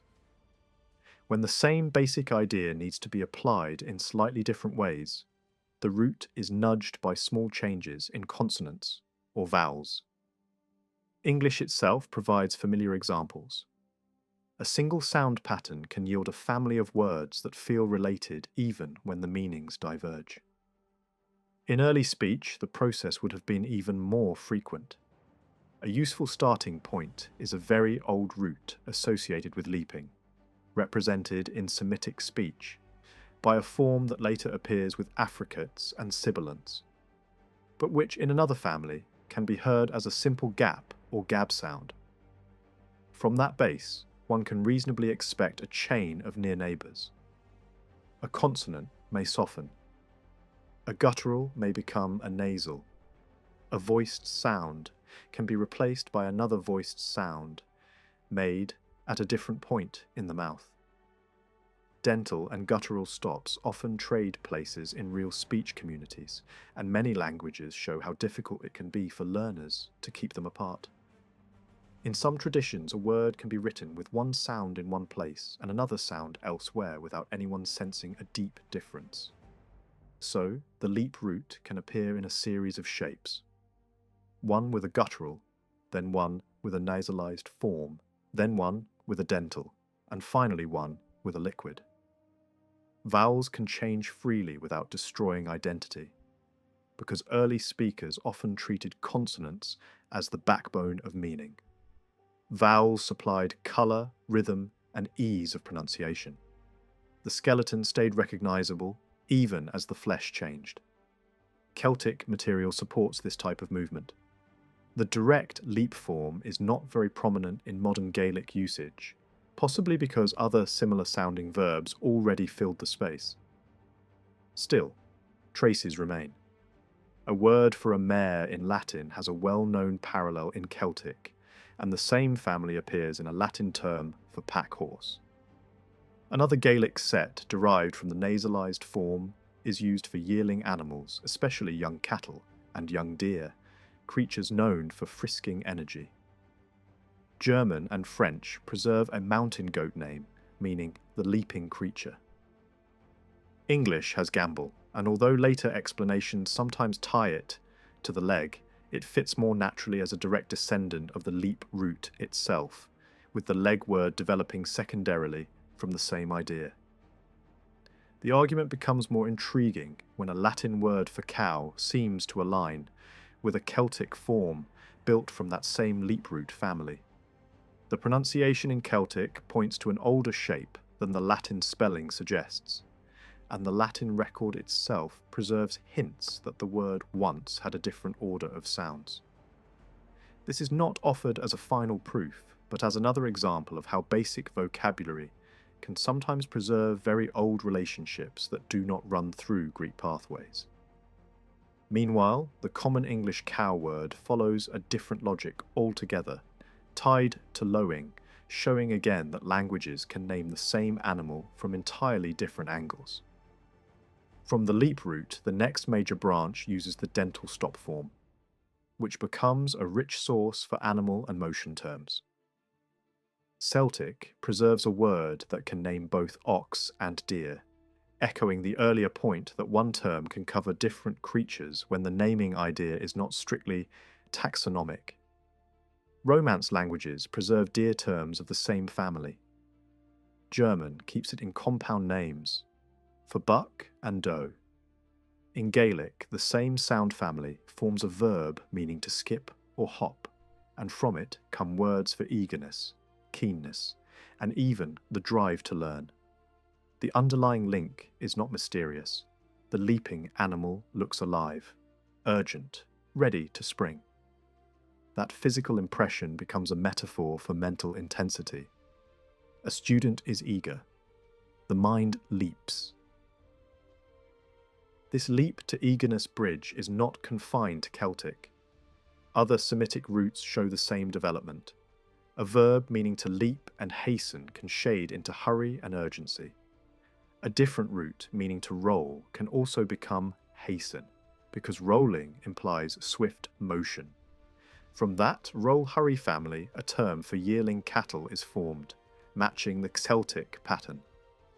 The young animal is named for friskiness, an energetic movement. Some Ethiopic usage even broadens that same word to whelp, an infant, making the link explicit. The young are the lively, quick, springing ones. The same logic names lambs and sheep. A Semitic verb meaning to dance or circle yields a noun for lamb. Then in some Greek usage, the same short form appears as a sheep term. Celtic preserves a corresponding sheep word. A ram term in Greek appears to be built from that same dancing root, and a Latin ram term can be heard as if it came from a Celtic participle, meaning leaping. The point is not that every form is directly borrowed, but that a wide area of ancient speech repeatedly names young animals and rams by the same picture, the creature that leaps. The vehicle words are not an interruption. They reinforce the idea. The same circle dance route that names lively animals also names carts, wagons, and sledges. The earliest vehicle is not the smooth-wheeled chariot, but the jolting sledge. Its motion is a repeated bumping and rocking, a kind of forced leaping over uneven ground. From there, the cart and later the chariot inherit the sound shape. Celtic, Germanic, and Latin share a family of cart terms built on that base. Even the leg word in one Celtic branch appears linked to the same motion idea, which is why later Romance and English leg terms can be pulled into the same orbit. All of this clears the path back to the Etruscan horse word. If the goat is the leaper and the horse is also the leaper, then the Etruscan horse term can be understood as another phonetic outcome of the same ancient leap root, shaped by the sound preferences of Etruscan and by the small consonant swaps common in early speech. A Gaelic yearling term can be reshaped by a simple sound substitution into something close to the Etruscan form. Another Gaelic word meaning any leaping creature offers an even cleaner bridge. Replace one initial sound with another that often alternates in practice, and the Etruscan form appears without strain. Gaelic also names mare with a term that can be analysed as an agent noun built from the leap root, with a consonant that has become silent in pronunciation. That mare term effectively means the leper, aligning it with the Etruscan horse term and with the goat term in Older Irish that once also meant horse. If the Etruscan word referred especially to a young horse, distinct from another horse word used for pack animals, then leper becomes even more fitting, because youth is the age of frisking energy, and the young horse's gait and play are defined by bounding. The question of the common English horse word then becomes part of the same landscape. One popular explanation ties it to neighing, and that is not unreasonable. Yet the older Near Eastern habit of naming the horse from leaping and swift motion invites doubt. The earliest Semitic vocabulary for equids tends to cluster around speed, urgency, or springing movement rather than voice. In English, a colloquial term for a small horse does seem connected to neighing, but that does not settle the origin of the main word. Another route becomes possible when ancient Hebrew distinguishes kinds of horses. Common horses, riding horses, and mules using different terms. One of those terms is formed from a verb meaning to spread out or separate, an image tied to the way legs are set in riding. That verb has relatives meaning to break apart, to open, to spread. Greek preserves a related sound cluster that suggests breaking or rushing movement. Germanic languages have forms that can plausibly be linked to this family, and a German word for horse sits close to a Semitic term for mule. Gaelic again appears nearby with a verb meaning to break and a word for riding horse that can be traced to a root with similar sense. The pattern repeats. Gaelic often stands unusually close to older Semitic or Indo-European root behaviour, keeping meanings and sound shifts visible. Gaelic also has its own ordinary horse word aligned with Latin and with the Indo-Iranian equid term. Its derivatives can mean gust or wheeze, pointing to speed and force of movement rather than sound. Another Sanskrit horse word is tied to carrying and vehicles, matching Latin's verb of conveying. Ancient Near Eastern names for wild ass and mule also lean toward the idea of ardent running, hot motion, eager speed. Even the idea of eagerness reappears in a Gaelic syllable, meaning urge and pressure, possibly linked to the same impulse behind ask, which in its earliest sense is not polite inquiry, but pressing demand. By this point, the leap root has shown several faces. The guttural shape, tied to goat and sometimes horse. The nasalized shape seen in yearling animals and in later gamble words. The dental shape that spreads into deer, ox, skipping, eagerness, and learning. And finally the liquid shape that opens the door to a new set of mythic and ritual names. In Celtic, the liquid form yields verbs, hopping and leaping. It also yields lamb itself, transparently the leper. German preserves lamb, and Old German usage hints that the same family once had links to venison terms, suggesting that deer may have been included in the broader leaping category. Gaelic forms a lamb word that can lose its initial consonant and become the basis for the common word for sheep. From that, Latin and Greek sheep terms can be interpreted as descendants of the same leaping root, naming the sheep as the leaper, a notion supported by alternate sheep words in other dialects that directly mean dancer or springer. At this stage, the discussion naturally drifts from animal names into the borderland where language meets ritual and myth. Two Latin names invite attention. One connected with a Roman goat-linked god, and another attached to a place and heroic figure in Etruscan geography.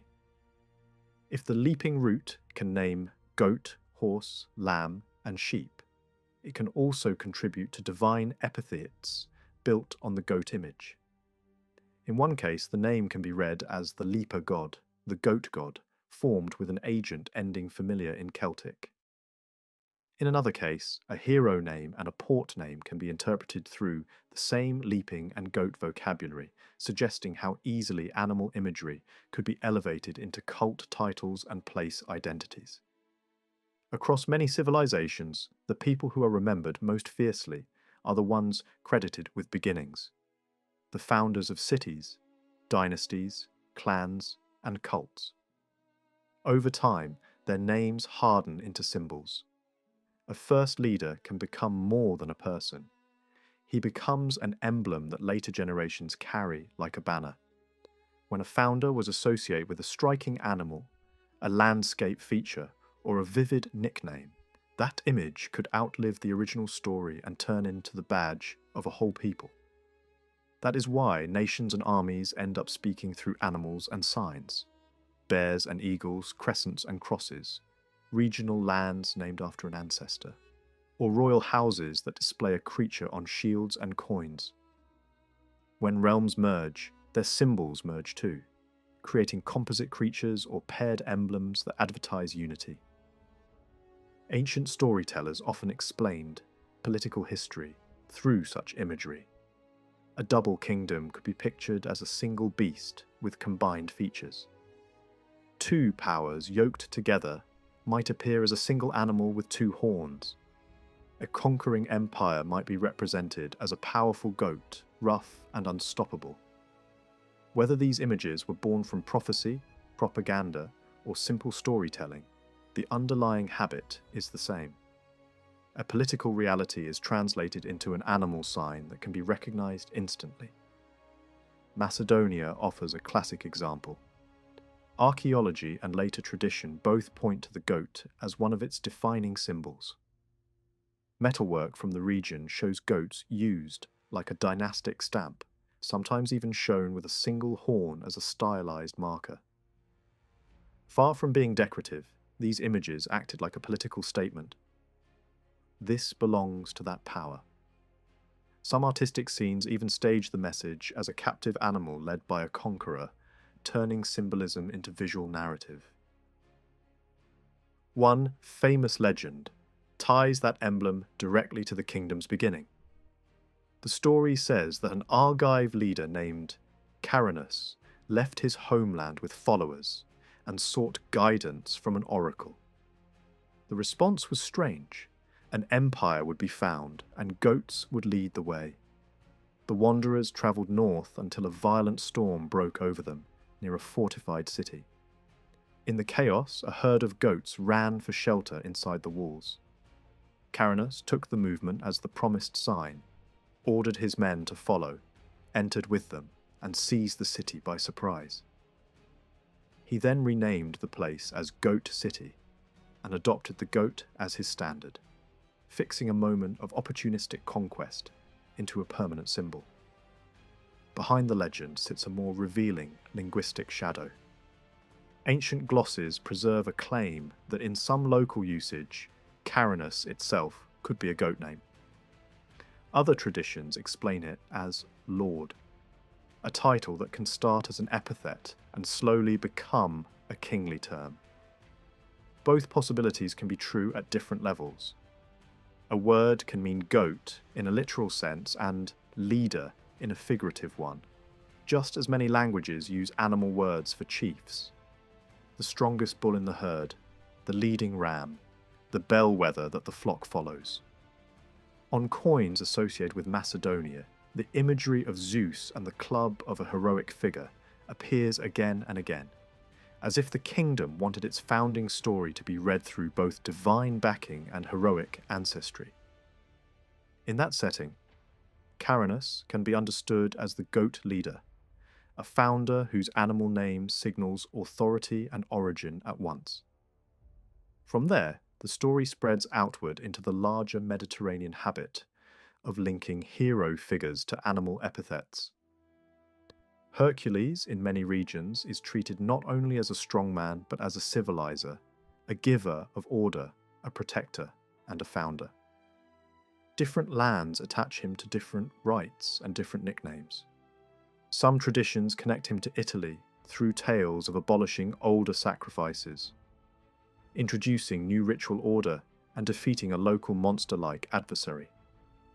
Others place him in the East under names that describe him as the son of a great power.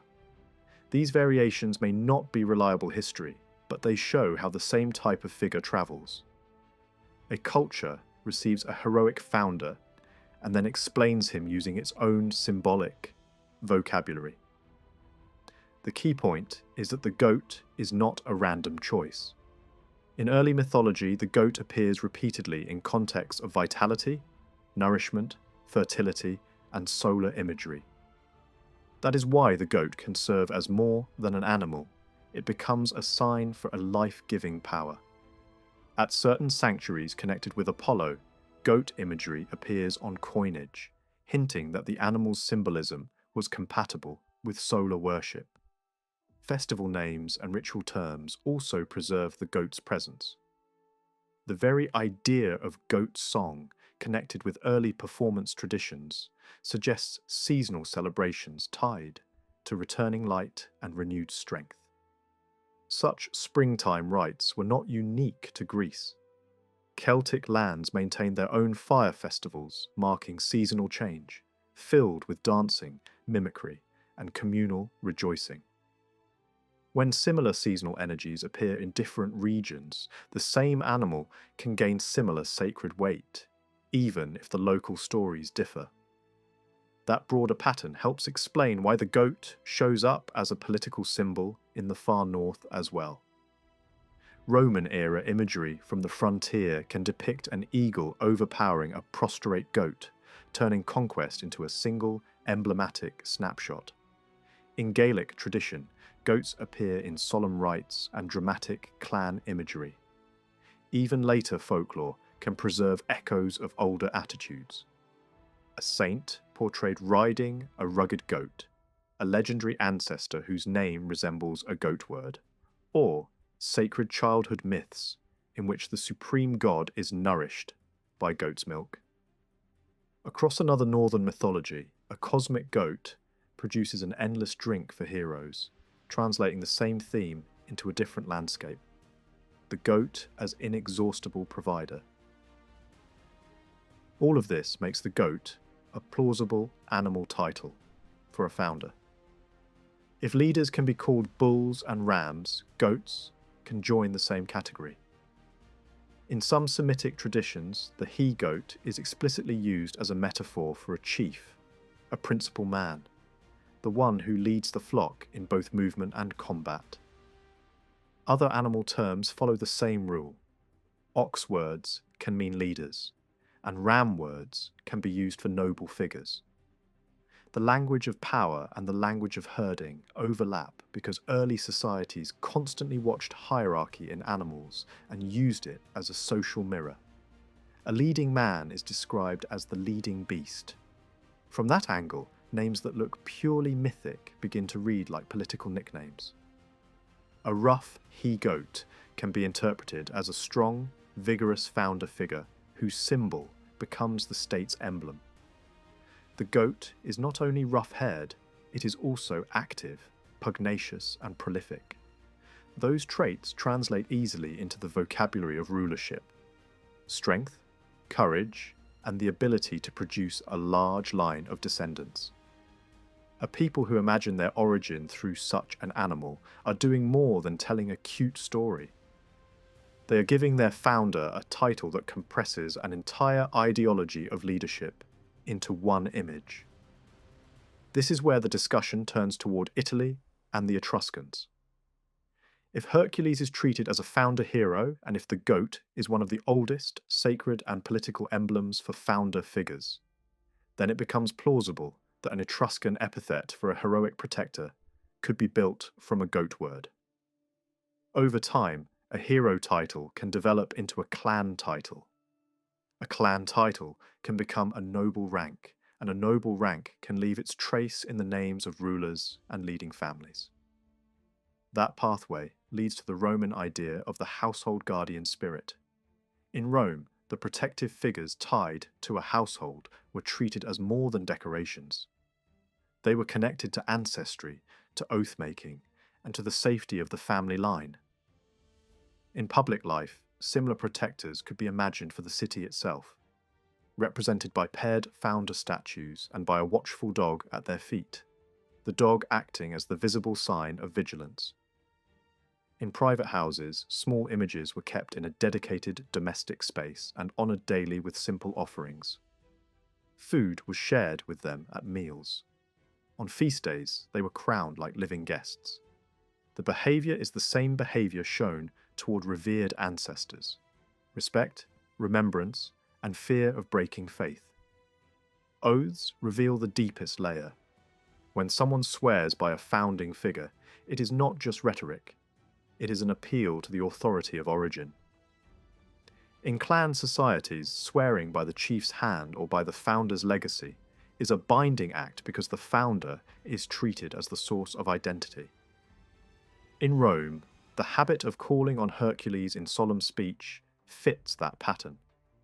He stands as witness and avenger because he is imagined as the ultimate guarantor of trust. If a culture sees a hero founder as a representative of the all-seeing sky or sun power, the logic tightens even more. The cosmic witness becomes the moral witness. A related thread appears in titles for rulers across the Near East. Words translated as princes or chiefs can sometimes overlap with terms for protective spirits, patrons, or guardian powers. Even when the exact etymology is uncertain, the usage points to the same social function. A prince is not only a political manager, but the protective head, the one whose authority holds the group together. In some traditions, a leader title can slide toward the meaning of a tutelary genius, a protecting power tied to a kingdom itself. That is strikingly similar to how Rome imagined its guardian household figures, only projected upward from family to state. Within Gaelic speech, an interesting parallel emerges because words meaning excellent or complete can also function as hero terms, implying a man of highest rank, almost touched by the divine. Such a term can be used both for praise and for intense insult, because it expresses completeness. Complete hero, complete villain, complete fool. That is exactly how a founder title behaves. When it becomes a linguistic tool, it stops being only literal. It becomes a marker of degree, of totality, of archetype. The very highest man becomes the model. The word then spreads outward to describe extremes. Now consider how a founder title might generate a noble name. A base form could mean the founding hero. A derived form, built with a personal ending, could then mean the man of the founder, the inheritor, the chief by descent. That would fit the way certain Etruscan noble names function. A leading man's title appears like a hereditary badge, not just a personal label. The title identifies the clan chief as the living continuation of the founder. In that system, household protectors are the founder figures themselves, remembered and honoured as guardians. The noble who rules is the man of the founder, carrying the badge in his very name. Once that framework is accepted, the older argument about a goat-linked hero title gains a clearer purpose. The goat is not only an animal, it is a symbol of founder, vitality, and protective strength. A goat title attached to a heroic figure can become the badge of a people.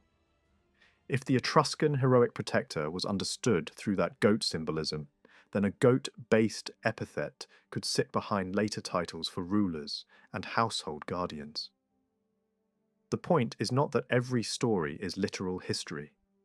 The point is that the symbolic habit is consistent across regions. Founders become divine. Their names become emblems. Their emblems become political and religious language. Ancient writers themselves struggled to define the Roman household guardians precisely. Some called them spirits of the dead. Others treated them as airy, divine powers. Others saw them as heroes. Others connected them to protective figures from Crete, who guarded a supreme child by clashing weapons and drowning out his cries. That uncertainty is not a weakness. It is a clue. It shows that these protectors were understood through overlapping ideas: ancestor, hero, guardian, spirit, and divine helper. A tradition even placed Hercules among those Cretan protectors, reinforcing the link between heroic protection and household guardianship. In Gaelic, the coincidence is suggestive. A word resembling the name of those protectors means hero, and another, closely related form points toward help and assistance. The shared theme is protection, the defining labour of a civilizing hero. The trail now leads into a Roman festival that once pulsed through the city with noise, blood, laughter, and a very old kind of fear. It was called the Lupercalia, and it honoured a rustic Italian power known as Lupercus, a figure placed beside other pastoral divinities such as Pan, Inuus, Faunus, and Silvanus. These names differ by region and language, yet the role stays recognisable. A guardian of herds, a spirit of wild hills and grazing land, a force believed to keep animals fertile and households thriving. In several ancient cultures, a god of this kind could even share a name with the animal that embodied him. One tradition from Egypt claimed that Pan and goat were spoken as the same word in the local tongue, and that the cult's centre carried that same name. Whatever the literal accuracy, the idea is clear enough.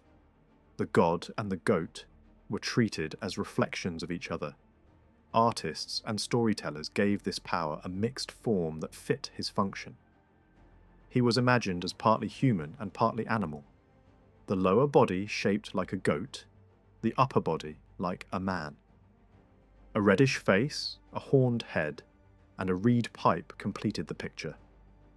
The pipe mattered, because this spirit belonged to shepherd life, to the long hours in open air, to the simple music used to pass time and keep rhythm with animals. He was also closely linked to the dog, the constant companion of the flock. Ritual practice followed the symbolism. Those who sought his favour offered a goat, and often a dog as well. The sacrifice was not presented as cruelty for its own sake, but as an exchange with a power that could either bless or punish. If honoured correctly, the god was expected to grant healthy births among flocks and to increase the number of children in the home. That logic reveals something broader about the ancient Mediterranean world. People did not treat religion as an abstract doctrine. They treated it as a practical relationship with invisible forces woven into daily life. A storm, a blight, a sudden sickness in animals, a run of bad luck, a barren season, a plague in the fold, all of it could be read as a message. In such a mindset, neglecting a rite did not feel like a small mistake. It felt like opening a door to disaster. That is why classical cities accumulated countless minor divinities and spirits. Fields had their powers, springs had their protectors, forests had their watchers. Orchards had their patrons, even dangerous trades and criminal ventures carried their own superstitions. Every domain needed a guardian, and every guardian needed attention. The shepherd's world was no exception. The god of pasture was imagined as caring not only for sheep and goats, but also for the men who lived among them, slept near them, and depended on them for survival. In the Greek imagination, Arcadia became the emblematic homeland of this pastoral deity. Mountain slopes, springs, and valleys of grass formed the stage. There, he was called by many local titles, as if each ridge and hollow claimed him as its own. Poetry placed him on rocks with his reed pipe, sometimes as a gentle musician, sometimes as a wild pursuer of nymphs, half comic and half threatening, the embodiment of countryside energy that civilized towns both desired and feared. Italy, however, gave him a native face and a native name. Lupercus belonged to Italian ground, and the city of Rome preserved one of his most famous sites, a cave on the Palatine slope that later ages called the Lupercal. The date of his festival was fixed in mid-February, when winter still lingered but the sun began to bite harder and the worst fogs could be chased away. On that morning, long before Rome became an empire, the city could look like a village waking into frenzy. Priests emerged from the cave wearing little more than a goatskin girdle. A goat was sacrificed at the start, and the skin was cut into strips. The priests then ran through the streets in a chaotic circuit, leaping and shouting, striking people with the thongs. The blows were not treated as violence. Women stepped forward willingly, believing the lashes carried luck, helped conception, and eased childbirth. Throughout the day, offerings of milk, honey, and young animals followed, and by evening a dog could be killed as part of the ritual conclusion. Centuries later, the same festival could still be vivid enough to merge with political theatre. A famous scene is remembered in which a powerful Roman, acting in the priestly role during the celebrations, approached a ruler seated in public splendour and repeatedly offered him a crown, turning an old fertility rite into a moment charged with questions of kingship. The priesthood itself was not random. Certain noble families claimed the right to serve as Luperci, and their prestige made the rite appear older than the city's later institutions. Roman writers spoke of it as something inherited from the rough, pre-legal life of early Italy, a survival from shepherd communities that lived before formal civilization and written law. Rome later explained the festival through its own founding myth, tying it to the age of Romulus and Remus. Another strand of tradition pushed farther back, into a world of wandering settlers and older heroes. In that older layer, an immigrant leader from Greece arrives at the Tiber, settles near the Palatine, and teaches arts, music, and rites to local peoples. A robber figure haunts the same hill from a cave with a spring. The cave remains famous for generations, associated with a wolf and 2 infants in bronze, a symbol so ancient that later hands supposedly had to repair it.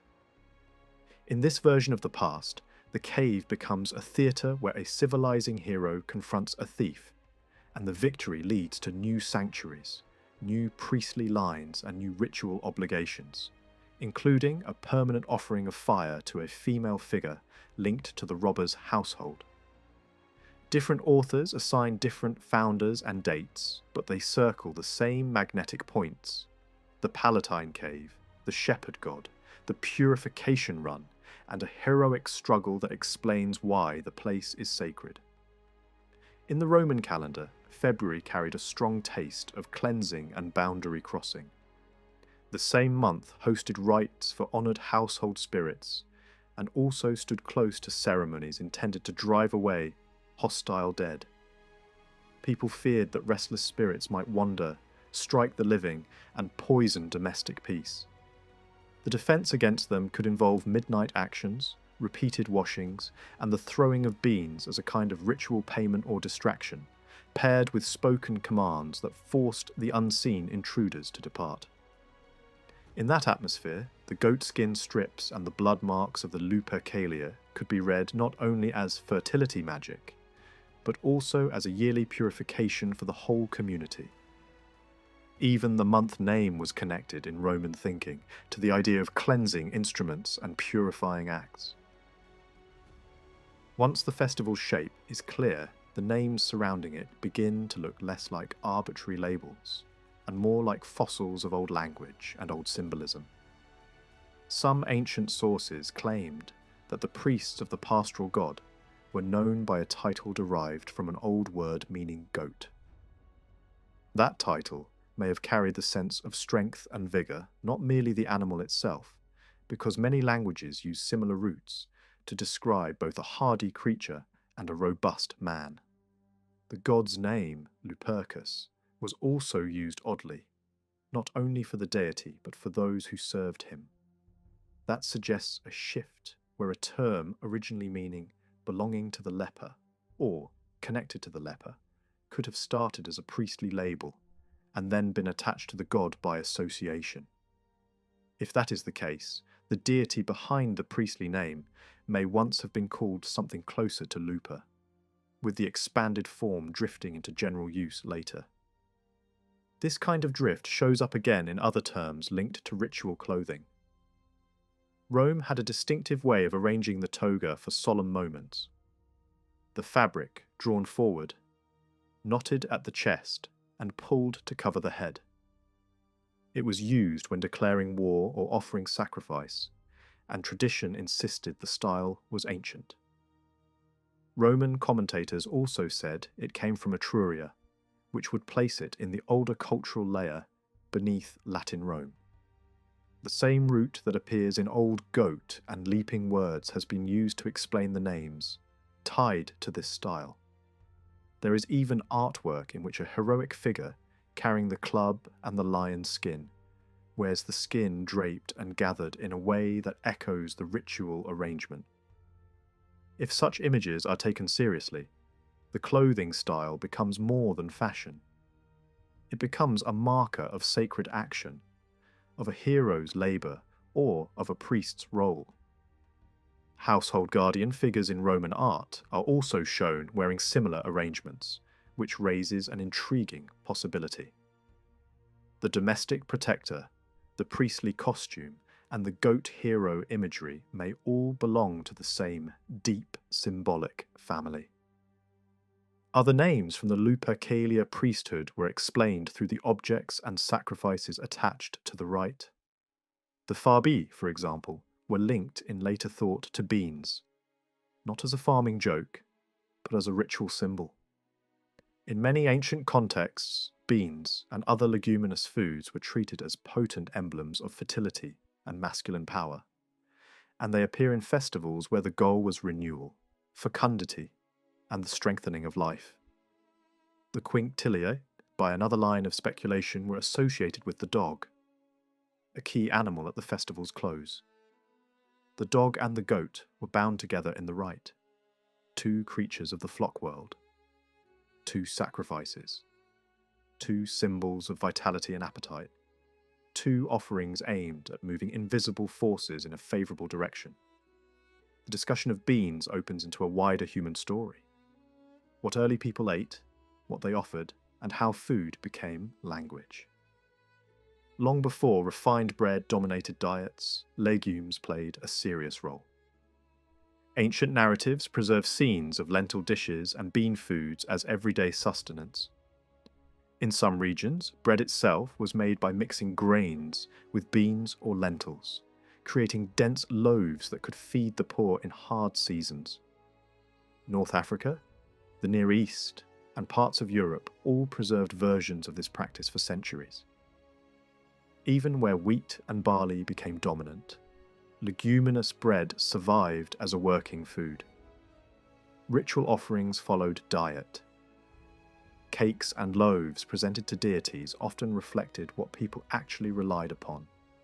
And in fertility cults, the symbolism of seeds and rounded fruits was easily transferred to ideas of generation and sexual power. Processions carrying cooked beans, festival meals built around pulses, and sacrificial cakes shaped by local ingredients all suggest that what looks like myth is frequently a memory of agriculture and hunger. In that light, the language around bread, beans, and baking becomes another layer of evidence. Some old words for cakes and loaves may be connected to terms for eating or for baked food, and some may have developed through the swapping of sounds as languages shifted. A bean word can slide into a bread word, or a general food term can become a specific bread term, especially when bread itself begins as a mixed product rather than a pure grain loaf. Across different tongues, similar roots appear in verbs for eating, nouns for food, and words for baked goods.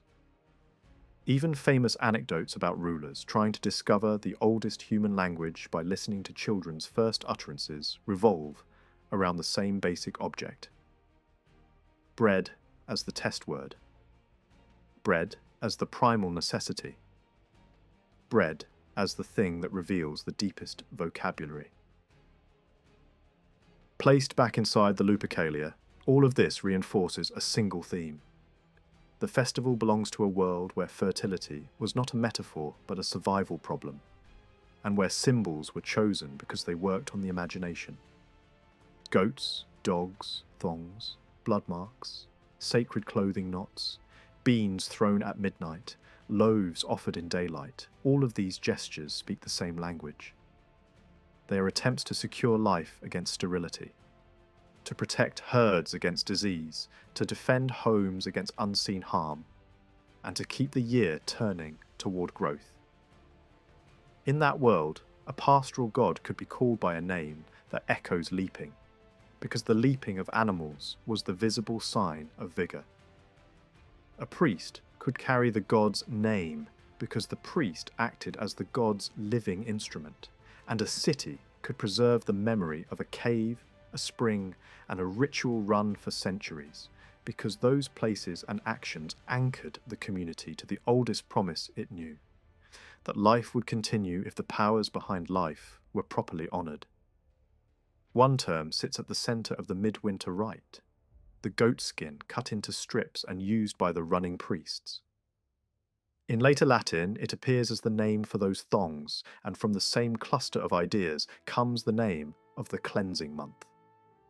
The old explanation ties the word to a goat term that travelled across languages. But the path is not perfectly smooth because one sound seems to change into another in a way that looks unusual at first glance. Yet languages often hide older pronunciations inside familiar letters. Latin consonants were not always spoken the way modern readers assume. The sound written with the Latin letter that looks like a simple F may once have carried a rough breath in it, something closer to a guttural release than a clean, modern labial. When that possibility is kept in mind, the leap from a goat word beginning with a hard consonant to a form beginning with a harsh breath becomes less surprising. A goat name could slide toward a pronunciation that starts with a strong exhalation, and from there it is a short step into the Latin form used for the purifying strap. The month name then follows naturally, because the festival's most visible instrument becomes the symbol for cleansing itself. The thong that strikes, drives off, and renews.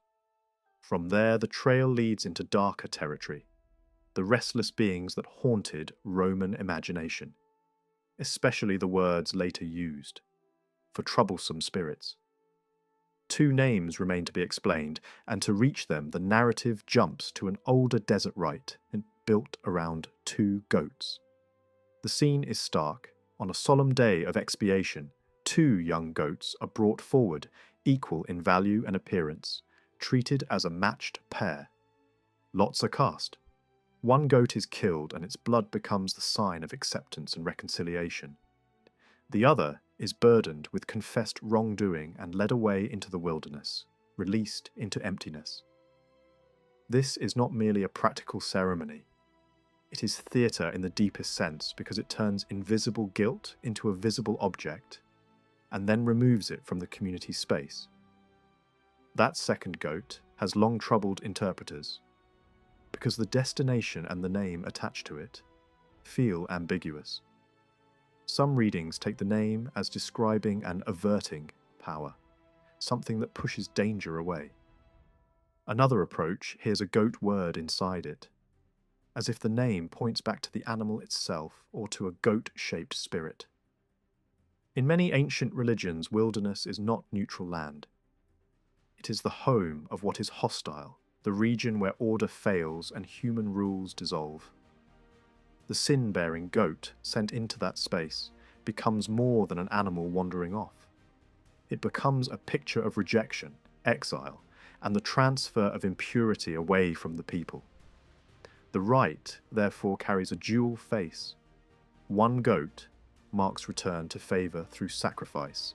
The other carries the shadow side, the removed burden, the expelled pollution. The pairing is important. The two goats are treated as one symbol split into two outcomes. They start together, They are chosen by chance or by divine decision, and then they diverge. The result is a story told in actions, acceptance and banishment, clean and unclean, inside and outside, the inhabited land and the empty place. It is easy to see why some scholars saw in this a faint echo of older goat-centered cults. The symbol feels ancient, older than a single tradition, like a relic of a very early religious vocabulary that later systems reshaped. From that point, the argument moves beyond one ceremony and treats it as a window into a wider human habit. Across many mythologies, the world of the dead is not imagined as uniformly gentle or uniformly cruel. It is mixed. Some spirits guard, some spirits harm, and people develop rituals to keep the boundary firm. Rome shows this clearly. Certain rites honoured the kindly dead, the remembered ancestors who were believed to stay near the home and protect it. Other rites were meant to drive away the wandering, hostile dead, the ones believed to bring sickness, misfortune, or fear. In everyday life, the difference mattered. A birth, a move, even the ordinary rhythm of household living could be seen as moments when unseen forces pressed close. So Rome developed both offerings and expulsions, gestures to keep the good near and the bad far. In this framework, an averting deity makes sense. A figure who pushes evil away becomes a natural focus of prayer. In the older heroic layer of Italian legend, that role is often assigned to the great wandering champion who defeats monsters, clears roads, kills thieves, and restores safety. He is imagined as a divine helper, a protector whose work is to confront what threatens ordinary people. If an ancient title means the one who wards off harm, it fits that hero's public reputation as naturally as it fits a sky god above him. The heroic protector becomes, in effect, a chief instrument of safety in a world imagined as spiritually crowded. Now, the ghost terms can be placed. One of them can be treated as a broad label for spirits as a whole, without deciding whether they are friendly or hostile. Another becomes the name for ancestral guardians, spirits tied to a household line, imagined as continuing members of the family even after death. A third becomes the label for malignant roamers, spirits not at rest, dangerous and alien, lacking the warmth of the hearth. The proposed linguistic link returns again to the old leaping root. The story suggests that the same ancient sound family that produced words for goat and for leaping also produced names, for small darting spirits whose favourite activity is dancing, circling, and sudden movement. In this view, spirit language grows from animal language. Goats leap, children leap, hidden beings leap, and the word world preserves the resemblance. That same chain of thought is then used to connect the household guardian to a goat-based term. If a hero founder can be called by an animal title, and if his descendants treat him as the spiritual head of their line, then the household guardian becomes not a vague ghost, but a remembered ancestor elevated into a protective role. The idea is social as much as religious. The family believes it is still under the founder's shadow. That is why these guardians are imagined as inseparable from the household. They share the family's meals in symbolic portions. They move when the family moves. Their presence is carried like an inheritance. Folk belief in Northern Europe preserves an eerily similar picture. In the stories, a small household spirit attaches itself to a family. Sometimes it helps, stopping waste, guarding provisions, keeping the home in order. Sometimes it turns spiteful when insulted, neglected, or offered the wrong thing. It is treated as both servant and master, tiny in body, immense in power. One story tells of a spirit that protected a household's drink stores, physically blocking the tap when servants carelessly left it running. The family rewarded it with food. One night the reward was poor, and the spirit answered with violence, dragging the cook down cellar steps and chanting mockery as her head struck each stone edge. The household then tried to escape by moving beyond a boundary that spirits were said to hate, a running stream. The plan failed because the spirit climbed into the moving cart and announced that it would travel with the family like a passenger who cannot be left behind. The result was resignation. The family unpacked and stayed, accepting that the bond could not be broken. Such tales mirror the Roman idea of the house guardian in several ways. The spirit's attachment is hereditary. Its behavior depends on recognition and respect. It can be generous, but it can also punish. It is often imagined as a creature of night, capable of appearing during liminal hours, especially around midnight. It delights in dancing and in ring-like gatherings on grass, as if the movement itself is its signature. The good spirits in these tales resemble honoured ancestral presences, while the hostile ones resemble wandering dead, feared and placated. Even the idea of fairy battles heard as shrieks in the dark and discovered as tiny broken weapons at dawn echoes older visions of a spirit world that repeats human life in a reduced, uncanny form. The same logic appears in the mournful female spirit attached to certain noble houses in Scotland and Ireland. She belongs not to everyone, but to old lineages. Her cry is treated as a warning of death within the family, as if the household's invisible attendants keep watch over the bloodline and announce its crises. In this way, the guardian spirit becomes an emblem of prestige and continuity, a supernatural witness to the family's history. At the end of the discussion, older scholars and linguists enter the scene with competing interpretations. Some argue that the household guardian's name is rooted in a title of lordship, a word for nobility that later slid into a divine meaning. Others look eastward and connect the Roman household spirits with older cults linked to guardian warriors who protected a divine child, turning the house guardian into a cousin of ancient protectors and temple attendants.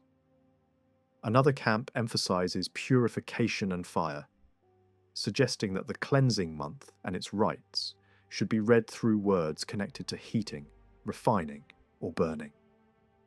Others treat the ghost names as describing weakness and emptiness, as if disembodied spirits were the depleted ones, lacking the force of bodily life. Yet another approach searches for distant linguistic relatives, far beyond the Mediterranean, using sound patterns to argue that titles like Lord and spirit names like Ancestor travelled across vast regions and were reshaped in different tongues. The next stop in this long trail of words is an Etruscan term that looks strange on the page but turns out to be surprisingly practical. It refers to an ordinary vehicle, not a war machine. Ancient writers gloss it with a Greek word that can mean any kind of conveyance or support, something that carries, props up, or bears a load. That definition matters, because it places the term in the world of carts and work rather than in the world of battlefield chariots. The argument links this Etruscan word to a Gaelic verb that carries a double meaning. It can describe taking hold of something, and it can also suggest movement and hauling. From that same source, Gaelic has a short, everyday noun for a cart. The claim is simple. The Etruscan term is a close cousin of that Gaelic cart word. The wider family is even easier to spot in modern Europe because a familiar French and English vehicle name is said to come from the same old root. Alongside this, other ancient languages built their own chariot words from verbs meaning to roll, wheel, hurry, or ride. The details change from language to language, but the shared idea stays consistent. A vehicle is defined by motion, carrying, and the act of being borne along. There is also a second path inside Greek itself. Old glossaries preserve a shortened form where an initial breath sound drops away. leaving a bare vowel at the front. From that reduced form, the text proposes a Greek carriage term that looks native but may actually be a Greek spelling of something older, imported, and reshaped. The suggestion is that Greek did not invent the word from scratch. It absorbed an older regional term and wrote it in Greek letters, smoothing it into a familiar-looking shape. In the background sits a separate Gaelic vehicle word, larger and heavier, used for wagons and carts of many kinds. And this is brought in as further evidence that the cab sound cluster easily attaches itself to wheeled transport. At this point, the discussion pivots sharply from carts to gods, from tools of daily life to titles of divinity. A second Etruscan term appears, famous because it shows up in an imperial omen story. A statue is struck by lightning and a single letter is knocked out of a ruler's name. Interpreters are called in and they deliver a double reading. The missing letter becomes a number in their counting system, hinting at a fixed number of days until death, and the remaining letters are taken to form an Etruscan word meaning a god. In that moment, language becomes prophecy. A broken inscription is treated as a message, not a defect. To support that interpretation, the argument points to an Etruscan plural form for gods recorded elsewhere. From that plural, the text extracts a root-like element and then treats the remaining syllable as a meaningful rank title rather than a mere ending. The result is a translation that sounds like a royal epithet, a figure described as a prince or exalted one, bound to fire or brightness. This fits an Etruscan religious world imagined as intensely linked to flame, heat, and the thunderbolt. If the highest gods are pictured as wielders of lightning, then a word for divine beings might naturally carry a trace of fire, glow, or brilliance. That leads into a broader point about Roman religion. Even in a culture that adored its rulers, deifying an emperor did not mean placing him among the most supreme celestial council. The system had layers. There were the highest gods, and beneath them a lower tier of semi-divine figures, heroic beings elevated after death. These were not merely dead humans remembered fondly. They were treated as a category of sacred power with a defined social rank in the heavens. A special word is used for them, one that appears in very old ritual language. The explanation offered is that this word originally described a god-man, a human figure lifted into divine status. The same logic appears in several languages, where the word for human is linked to thought or mind, as if the defining trait of humanity is the capacity to think, plan, and remember. Under that view, the God-Man title becomes an ancient compound that later shrinks and hardens into a short religious label.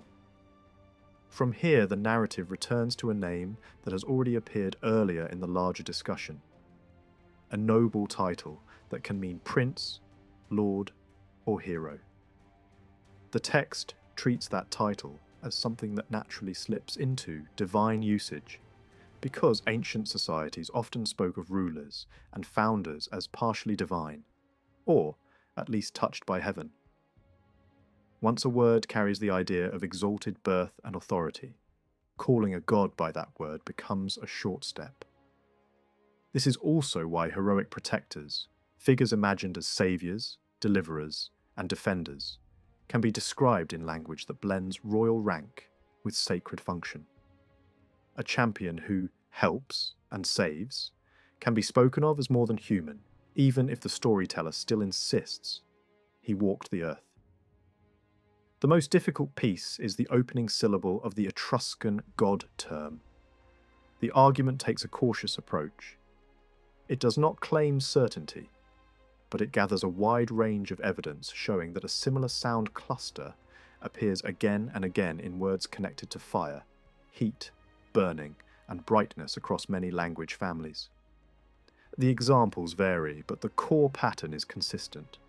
A short vowel plus a sibilant often carries the sense of flame, glowing heat, embers, forges, ashes, and the act of burning. Celtic languages contribute their own set of terms for kilns, firebrands, and firepans. Other Indo-European traditions offer words for heat and burning that echo the same sound shape. The same cluster also appears in divine names and titles tied to sun or fire worship. Under that broad pattern, the Etruscan word can be read as bright or fiery, joined to prince, producing a meaning like illustrious lord, fire prince, or shining hero. The argument strengthens this with parallels from the Near East, where fire gods and sun gods carry titles describing them as rulers of day, lords of flame, or powers who favour kings and guide their undertakings. One legendary anecdote even turns the cosmic rivalry into a simple physical trick. Priests defeat a proud fire god image by building an opponent that releases water when heated, dousing the flames and humiliating the challenger. Whether that story is believed or not, it illustrates the same ancient instinct. Fire is divine power, but it can also be tested, challenged, and symbolically defeated in ritual drama. In that world, a word that blends fire and lordship would not be an odd invention. It would sound natural. Finally, the text notes that words meaning lords or rulers are often used for foreign gods and spirits, especially in traditions that speak of many divine powers. A term for lords can become a term for idols, and a title for nobility can become a label for supernatural beings. That drift is common in religions where divinity is imagined as a hierarchy of powers, some supreme, some local, some heroic, some ancestral. Other scholars have offered different explanations. Some connect the Etruscan god word to an older idea of holiness or sanctity. Others compare it to northern traditions where a similar root appears in words for divine beings and heroic spirits. Another approach seeks the origin far beyond Italy and Greece, treating the root as a very old term meaning sky or heaven, which later became God, by a natural shift in meaning. A different line connects it to ritual vocabulary, prayers, offerings, sacrifices, so that the word would mean something like the invoked ones rather than the fiery ones. The disagreement itself is telling. The term sits at a crossroads where fire, sky, ritual, rulership, and hero worship can all plausibly meet. In a number of old Etruscan words, the opening vowel can be read as something more than a simple sound. It behaves like a softened, worn-down version of a Celtic definite article, the kind of small grammatical marker that often clings to nouns until it becomes inseparable. When a language is spoken for centuries, short particles like the can slide into place and fuse with the word that follows, leaving behind a faint trace at the beginning. That is the role this initial A seems to play in several terms. A set of names for winds, a bird name, and even a word used for a child. 3 of those words stand out because they look like they were built on the same frame. 2 are broad class names, one is more specific. One refers to winds in general, one to an eagle, and one to a particular wind, the north wind. The most interesting pair is the wind word and the eagle word, because they appear to be siblings. Both begin the same way. Both feel like labels rather than personal names, and both point toward a shared idea. If a single root lies behind them, then eagle and wind must have been linked by some quality that ancient word makers found obvious. The connection is not hard to imagine. Wind is invisible, but it is recognized by speed, force, and sudden motion. An eagle, in the eyes of pastoral and mountain peoples, is not simply a bird. It is the image of swift movement and steep descent. Across languages, there is a recurring habit of tying birds and wind to the same verbal family. The same kind of sounds and roots can generate words for breathing, blowing, rushing, or soaring. Even ancient folklore sometimes pushes the association into myth, imagining wind as a creative power and birds as its offspring. Whether or not such beliefs were widespread, they show how natural it is for the human mind to bind wind and eagle together under the idea of speed. Within Celtic material, an old verb meaning to go quickly and to descend helps explain how such a pairing might form. A short adjective derived from that verb carries the sense of being quick, active, and ready to move. Under this reading, the eagle name becomes a descriptive label. The swift one, the plunging one, the creature known for rapid descent. The wind name becomes the plural form of the same idea, the swift ones that come and go. Old plural endings of this type survive only in scattered remnants in later Celtic speech, but they were once more common and they match well with the kind of plural a wind word would naturally take. This also fits a wider pattern in early naming. The earliest names for things tend to describe a striking feature rather than assign an arbitrary sound. A powerful animal is called what it does, not merely what it is. A separate term for the north wind can be read the same way. If the opening vowel is still the worn-down "the," then the remaining part can be understood as an old adjective meaning fierce.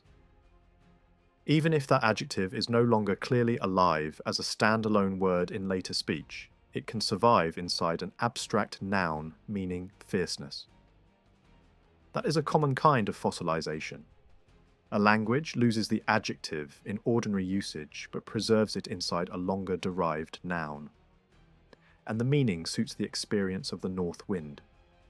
In mountainous Italy, where cold air can pour down from high ranges and bite into valleys, the north wind is not simply northern. It is harsh, cutting, and feared. It becomes the fierce one by reputation. This idea of fierce wind also invites a side thought about a famous Greek and Latin name for the north wind. That name has often been treated as purely classical, but it may echo an older behavioural description.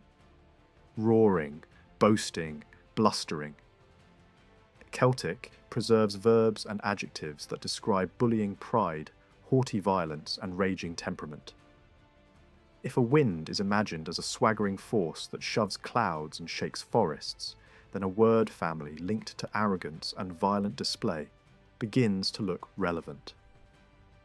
Once such a route is admitted, a further possibility opens. Certain historical names may have been built on the same kind of proud descriptor, used like a house name or a title. That would help explain why some rulers in legend are remembered with epithets that sound like character sketches, rather than personal names. It would also make sense of political loyalties portrayed as old alliances, as if powerful families were bound by shared origin stories and shared name traditions. Another Etruscan word, glossed simply as boy, is more revealing because of its length. Languages normally do not rely on long, heavy words to express the most basic human relationships. Child, son, boy, girl are usually short. When a culture uses a long form for such a simple idea, it often means the word is not the ordinary everyday term, but a description, a title, or a phrase that has condensed into one unit. In this case, the word can be read as a compound that originally meant something like the young lad, built from recognisable Celtic elements. The opening A behaves like the same fused article already seen in the wind and eagle words. The central element matches a Gaelic term long used for a youth or servant, the kind of word travellers learn quickly in Highland country because it appears in daily life. It can refer to a boy, a young man, a helper, or an attendant. The final element matches another Celtic word that can mean new, fresh, young, and by extension, a child. Put together, the whole becomes a descriptive label. the young youth, the fresh lad, the child servant. A small consonant that appears inside the word can be treated as a bridging sound, rather than part of the root. Languages regularly insert such consonants to make speech flow more smoothly, especially when two vowels or awkward clusters meet. This happens in many tongues. It happens inside Latin verbs, in French question forms, and in Celtic compounds. In speech, the ear prefers a clean transition. The inserted consonant is the language doing its own carpentry. The youth word at the centre of the compound carries an even deeper history. It can be tied to a broad root that moves through many languages with a cluster of meanings: rolling, twisting, turning, leaping, and then, by metaphor, growth and development. A child is the one who is being brought up, the twig that grows, the young shoot that lengthens. That same semantic chain can generate words for twigs, branches, curls, twisting threads, and the turning of tools. It can also create words for beauty and handsomeness. Because the idea of curled hair and youthful vigour often becomes an aesthetic marker. Out of this, the youth word becomes more than boy. It becomes the growing one, the one in the stage of becoming strong and active. This helps explain why related words in European languages can drift in gender and meaning. A term that originally meant young person can later specialise into girl, while another related form can settle into lad. Early English did exactly this. Girl once referred to a young person of either sex, and only later became restricted. Lad can be traced along a path where an earlier form meaning youth or stripling loses its first sound and tightens into the shorter English shape. The same root can also lie behind words for offspring and clan, because the image of branches and shoots naturally expands into family and lineage. Once a twig becomes a young person, a group of twigs becomes a family group, then a kin group, then a clan. The same root also explains why certain Latin words contain a long vowel sound where a simple origin might not predict it. If a Latin F can reflect an earlier guttural or aspirated sound, then a youth word that began with a harsher consonant could slide into an F form over time. Under that kind of sound history, a Latin term for sun can be linked back to a Celtic youth word. The same logic can be applied to a Latin word for thread, because thread is literally twisted. A twisting root produces both the physical thread and the metaphorical line of descent. This is one of the ways language quietly connects the household to the loom. The child is a growing branch, the thread is a twisted strand, and both sit inside the same ancient pool of imagery. A related Latin title fits naturally into this pattern. The word used for a priest's youthful assistant. In Rome, this was not merely a family name, it was also a role. A boy or girl of free birth, healthy, unblemished, and properly situated in family life could be chosen to attend religious rites. The role required purity and wholeness, not because the assistant was holy in themselves, but because ritual demanded a kind of visual and social fitness. The title also appears outside temples, in weddings and processions, where a youth carries a basket with small items connected to infancy. That basket itself had its own traditional name, and the overlap between the basket word and the assistant title suggests the deeper root meaning: to carry, to accompany, to be with. In some traditions around the Mediterranean, the same title was attached to a divine messenger figure. That messenger is not a supreme god, but an attendant power, a guide, a helper who moves between worlds and leads souls along their way. This places the title in the realm of service and assistance, exactly where the ritual assistant stands in human ceremony. The same label also appears in stories about a group of older island deities, treated as subsidiary powers. not rulers of the heavens, but assistants of a greater divine craftsman. The pattern repeats, the title keeps returning to the idea of the helper. The most direct explanation is that the first part of the word comes from an ancient preposition meaning with. That preposition is widespread, and in several languages it develops naturally into the idea of help. To be with someone is to stand beside them, to support them, to assist them. In Latin and Greek, similar shifts occur. Being with can become helping. In Celtic, a verb meaning to help can be connected to the same underlying notion. Once that element is in place, the second part, the youth word, supplies the role. The assistant is literally the helping boy. The young attendant who stands with the priest, carries what must be carried, and performs the small tasks that keep ceremony moving. Phonetics also supports the shape. The with element can appear as cam or cab, depending on how a language softens sounds in speech. The youth word can shift slightly when compounded, especially if aspiration changes its first consonant. When spoken quickly, the two pieces fuse smoothly into a single title that sounds native, even if it began as a compound phrase. This is how official terms often form. Repeated use turns a descriptive phrase into a fixed name. Ancient glosses preserve a curious claim. A word recorded as Etruscan could mean dawn. A separate Roman tradition, preserved in old antiquarian notes, points to a Sabine family that explained its own name through public worship of the sun. The story says this family held a state-sanctioned role in offering sacrifice to the solar power, and that their title, or surname, reflected that duty. Taken together, these scraps of testimony suggest that, in central Italy, one cluster of related sounds could point both to sunrise and to the sun itself, as if the language did not sharply separate the first glow in the east from the bright disk that followed. The material evidence adds another layer.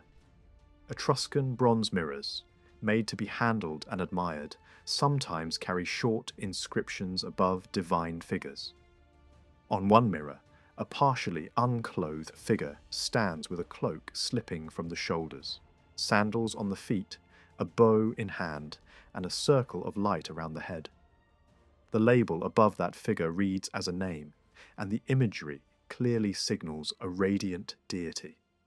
Elsewhere, the same name appears above a stately goddess-like figure with an unusual mixture of masculine and feminine traits, holding crowns and surrounded by rays. Another mirror shows only part of a rising solar chariot in the background, as if the artist wanted to capture the moment of ascent rather than the whole scene. And beneath the image, a shorter form of a similar word is written. Other examples show the name applied to both a male figure and a matronly figure.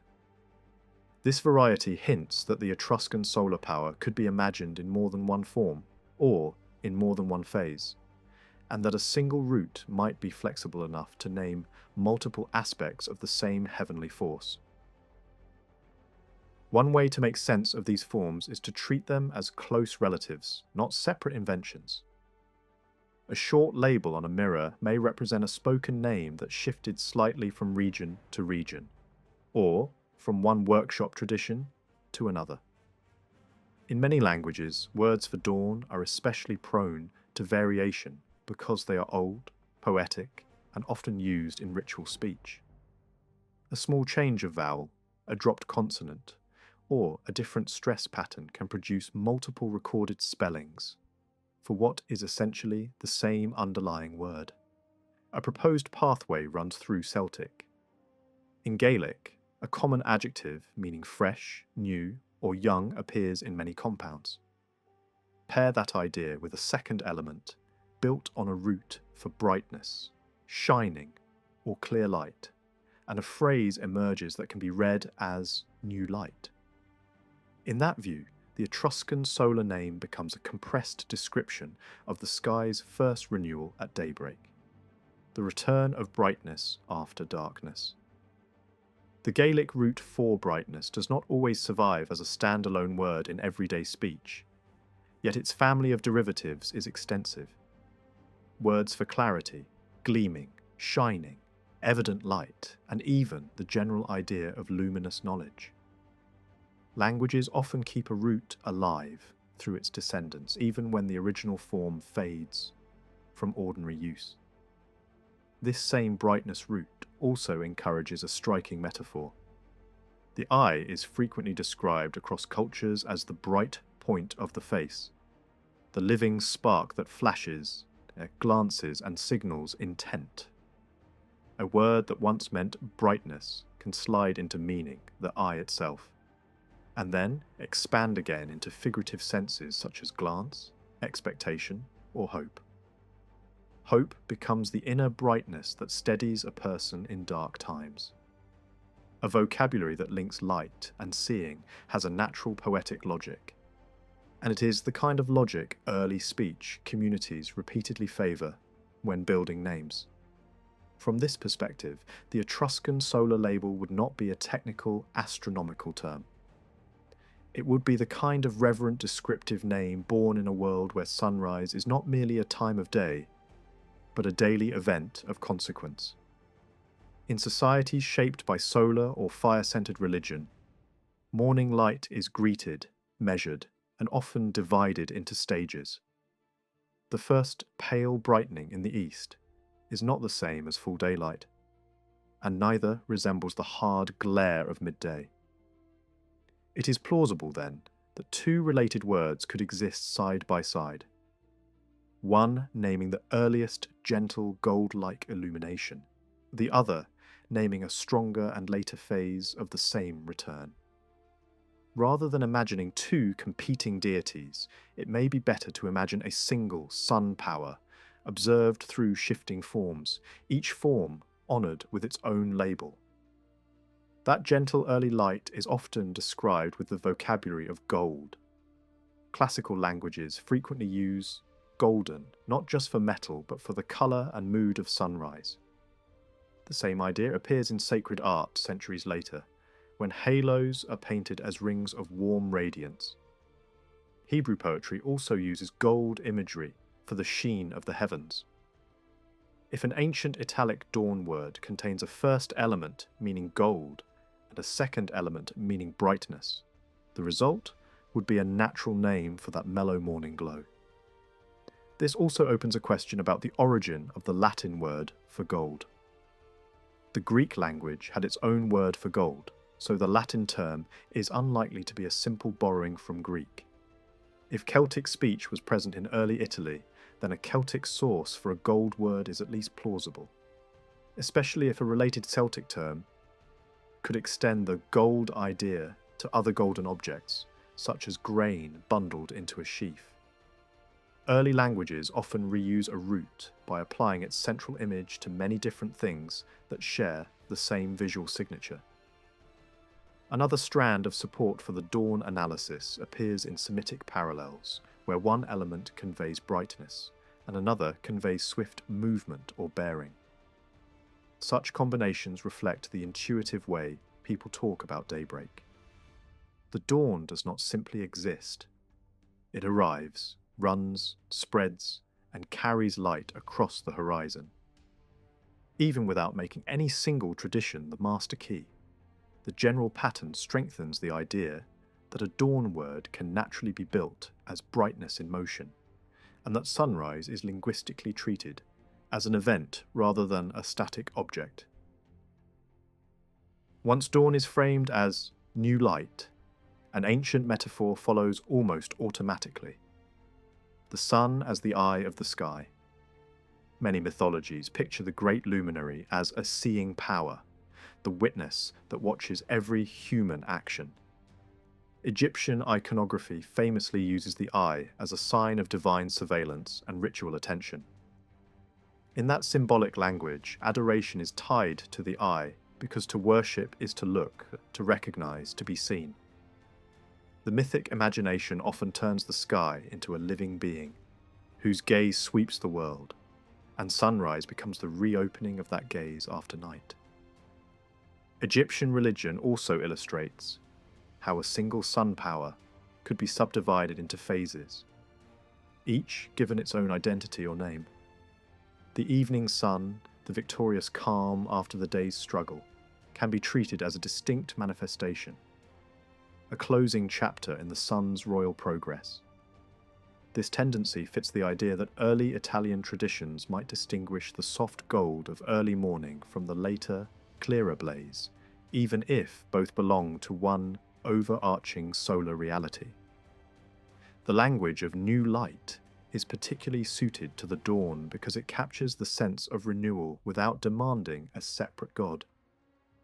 From here, the discussion in the source text turns toward a seemingly distant set of names. Words for morning, a dawn goddess, and underworld figures associated with the dead. At first glance, these belong to different worlds. Morning belongs to the sky. The dead belong beneath the earth. Yet ancient religions and languages often connect opposites through shared roots, shared images, or shared ritual cycles. The claim in the old material is that an early Latin adjective meaning good lay behind a cluster of divine and supernatural names. Their mother, accordingly, becomes the good lady, and an underworld ruler becomes the good god. Within Celtic, there is a well-known word meaning good, virtuous, or excellent. Sound changes can nudge its consonants into new shapes as it moves across dialects and centuries. If that Celtic form stands behind an early Latin form for good, the path is not impossible.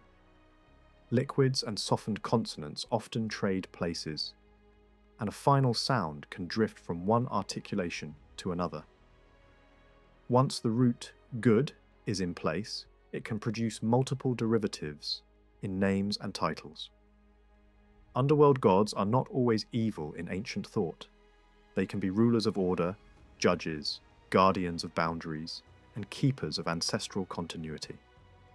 Calling such powers good would not be contradictory, especially if good originally meant propitious, protective, or rightly ordered. The old argument extends further. It suggests that early Roman religious vocabulary contains more Celtic material than later scholars liked to admit. Not only a key word for good, but also other pieces of ritual language, including names of priests, names of hymns, and even the name of a war god, have been linked to Celtic roots by writers who favour that direction of influence. Whether or not every individual etymology holds, the broader point remains. Early Italy was a crossroads of languages, and the sacred sphere, with its conservative formulas and inherited chants, could preserve older layers of speech, long after everyday language shifted. Another connection is drawn through the goddess, associated with fortune and fertility, and through the planet, later identified with Venus. In ancient Near Eastern religion, celestial bodies could be treated as beneficent attendants of the sun. A bright star appearing before sunrise would naturally be honoured as a herald of day. If that star was seen as bringing luck, it could acquire titles that mean fortune, prosperity, or blessing. Those titles, passing into different languages, might echo words meaning good. The result is a linguistic and mythic weave in which goodness, dawn, fortune, and the morning star sit close together. The linguistic trail then returns to a simple Latin word for early morning. In Celtic, a word for dawn exists that can be traced to the same good root, suggesting that dawn was thought of as the good time, the welcome return of light. The same Celtic word, under different sound conditions, could yield forms resembling the Latin word for morning, and also forms resembling the name of a Roman dawn goddess, whose cult centered on the first light. This does not require a complicated philosophy. Dawn is good because it ends danger, restores visibility, calls workers to their tasks, and signals the renewal of life's rhythms. Language can encode that evaluation as part of the word itself. A surprising companion appears beside dawn in this network, the dog. Celtic preserves a dog word that seems to share the same root family as the dawn word. And in Indo-European myth, there are repeated scenes where a dog or dog-like figure is linked to the coming of morning, the guarding of light, or the driving of clouds. In one tradition, a divine hound gathers the cloud herd and helps release nourishing rain.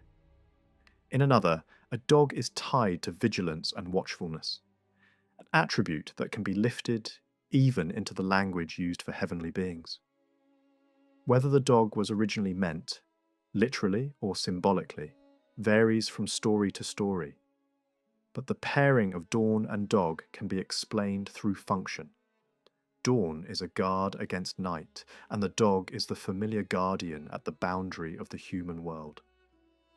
The closing movement of the excerpt shifts from philology into mythic imagination. Dawn is not merely a colour in the sky, it becomes a drama. Night is portrayed as an occupying force, day as a returning ruler. In northern legend, light is threatened by darkness, through treachery or blind attack. In Vedic-style imagery, a storm or shrouding power is the enemy of the bright sky. The daily cycle is read as conflict, loss, and victory, and the seasons intensify that story. Winter strengthens darkness, spring restores the sun's authority. Against this backdrop, a warrior-like dawn figure makes sense. The morning can be imagined as an armed helper of the sky god, a force that breaks the hold of darkness and reopens the world. In that frame, a goddess associated with strategy and battle can also carry the symbolism of morning. Her emergence can be described as the sky's desire for deliverance becoming active power. The weaponry is not only military, it is the sharpness of light cutting through cloud, the discipline of order replacing confusion, the calm that follows when the boundary between night and day is restored. This is the mythic language of a society that experiences dawn as liberation, not because people lacked scientific understanding, but because they used narrative to express what dawn felt like in human terms. The old mythic imagination often turned dawn into a living presence, not just a time of day. In Celtic speech, the very words tied to morning light can be pictured as roles in a small drama. The dawn is the lookout on a high place, the guard who stays awake while the world sleeps, the signal that stirs people from rest and pushes the night back. Even the sea at the eastern edge of the world can be imagined as the route by which that rescuer arrives, as if light itself comes sailing in from beyond the horizon.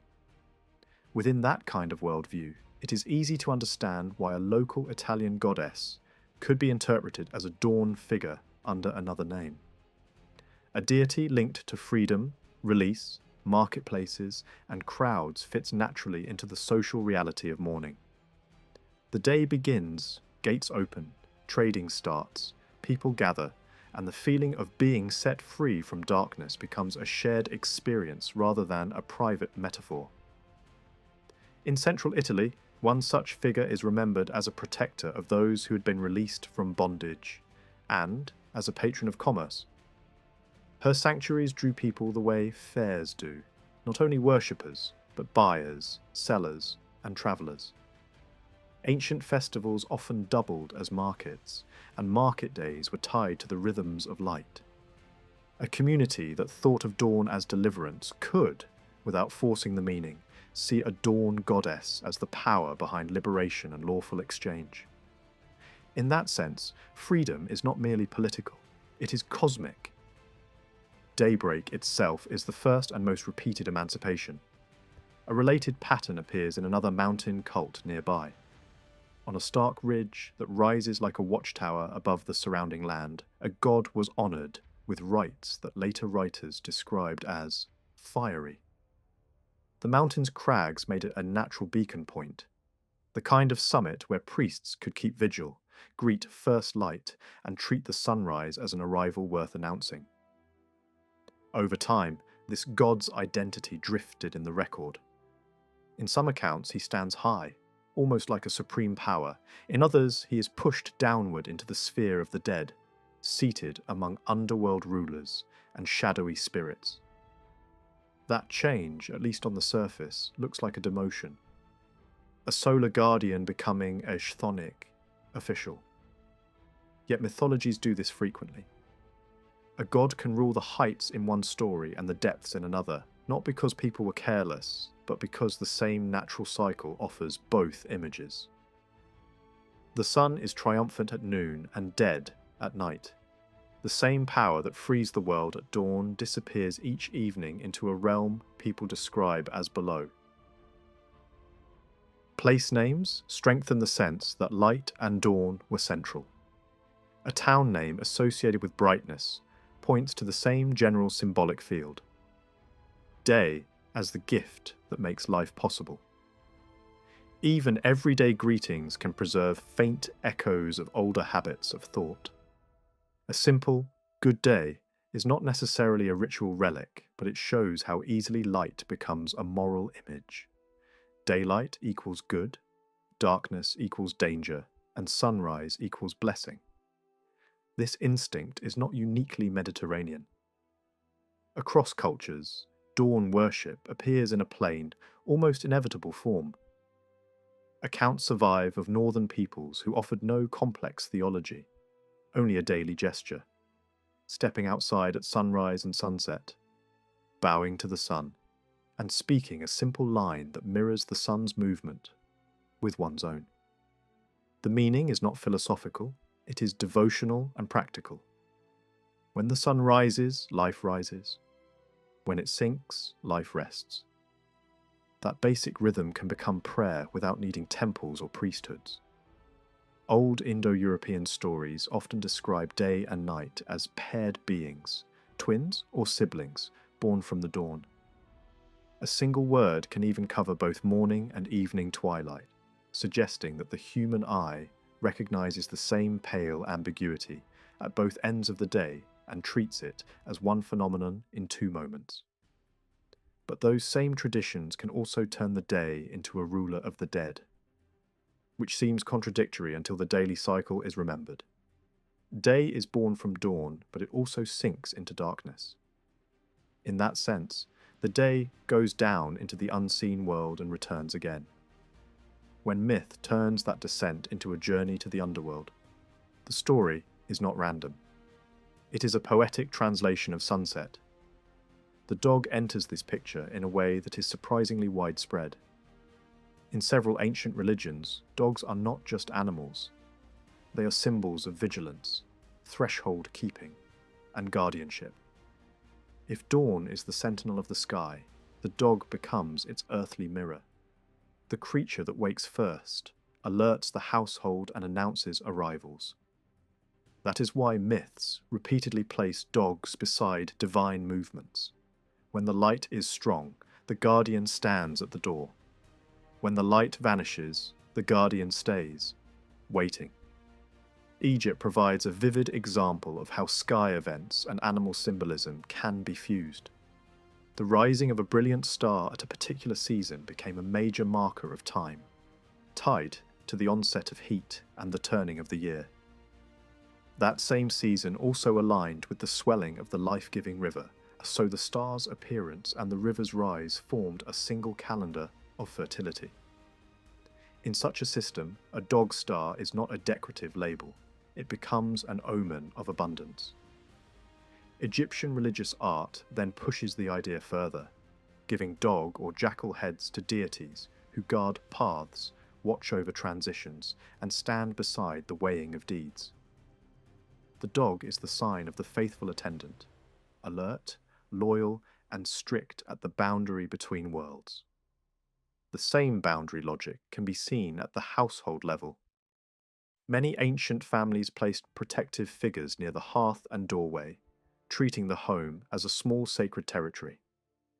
A guardian at the threshold protects against misfortune and disorder, and in that role the dog is an ideal emblem.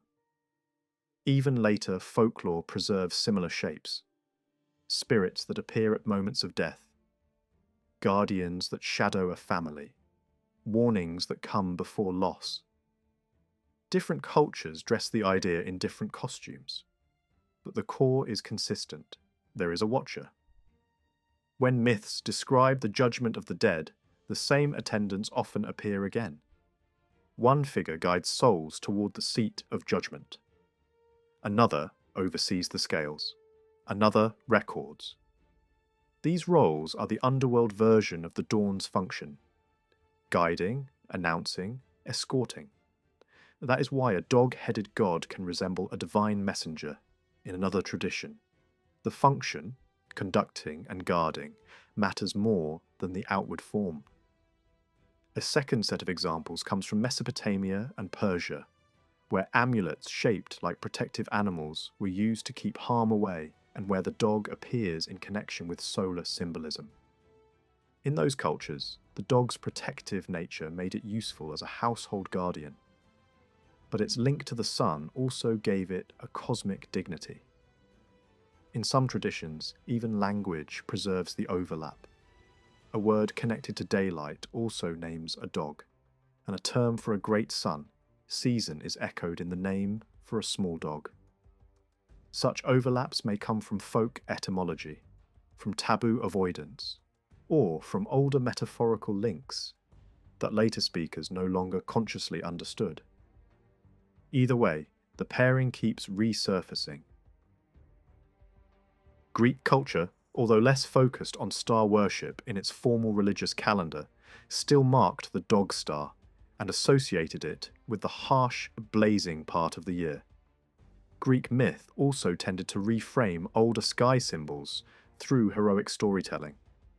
A constellation that once stood as an independent sign could become the companion of a famous hunter, because hero legends were a favoured way to organise the heavens. The result is a shift in emphasis. The dog becomes someone's dog, not a cosmic sentinel in its own right. Yet the underlying idea remains. This is a prominent summer sign near the sun's most intense season. The household guardian theme appears in Greek epic as well. Sculpted dogs placed beside palace doors as undying watchers. That image matches a broader Mediterranean habit of imagining the home protected by ancestral or divine forces. Even oaths by a dog can be read in this light, not as a joke, but as an appeal to the guardianship and honour of the household. An oath anchored in the most intimate sacred presence a person knows. All these threads come together in the figure of the divine messenger. In many myths, the messenger is inventive, musical, lucky, and closely tied to trade and travel. Those traits can be reinterpreted as dawn traits without strain. Dawn invents worship in the sense that the earliest worship is sunrise worship. Dawn makes music because sunrise is imagined as the moment nature begins its chorus again. Dawn is linked to wealth and commerce because business begins early and markets fill as light spreads. Dawn is the messenger because it precedes the sun and announces its approach. Dawn also returns at the other edge of the day, wearing a different colour, the evening twilight that accompanies the sun's descent. That is why many languages treat morning and evening twilight as one category, a doubtful light, a dim borderland.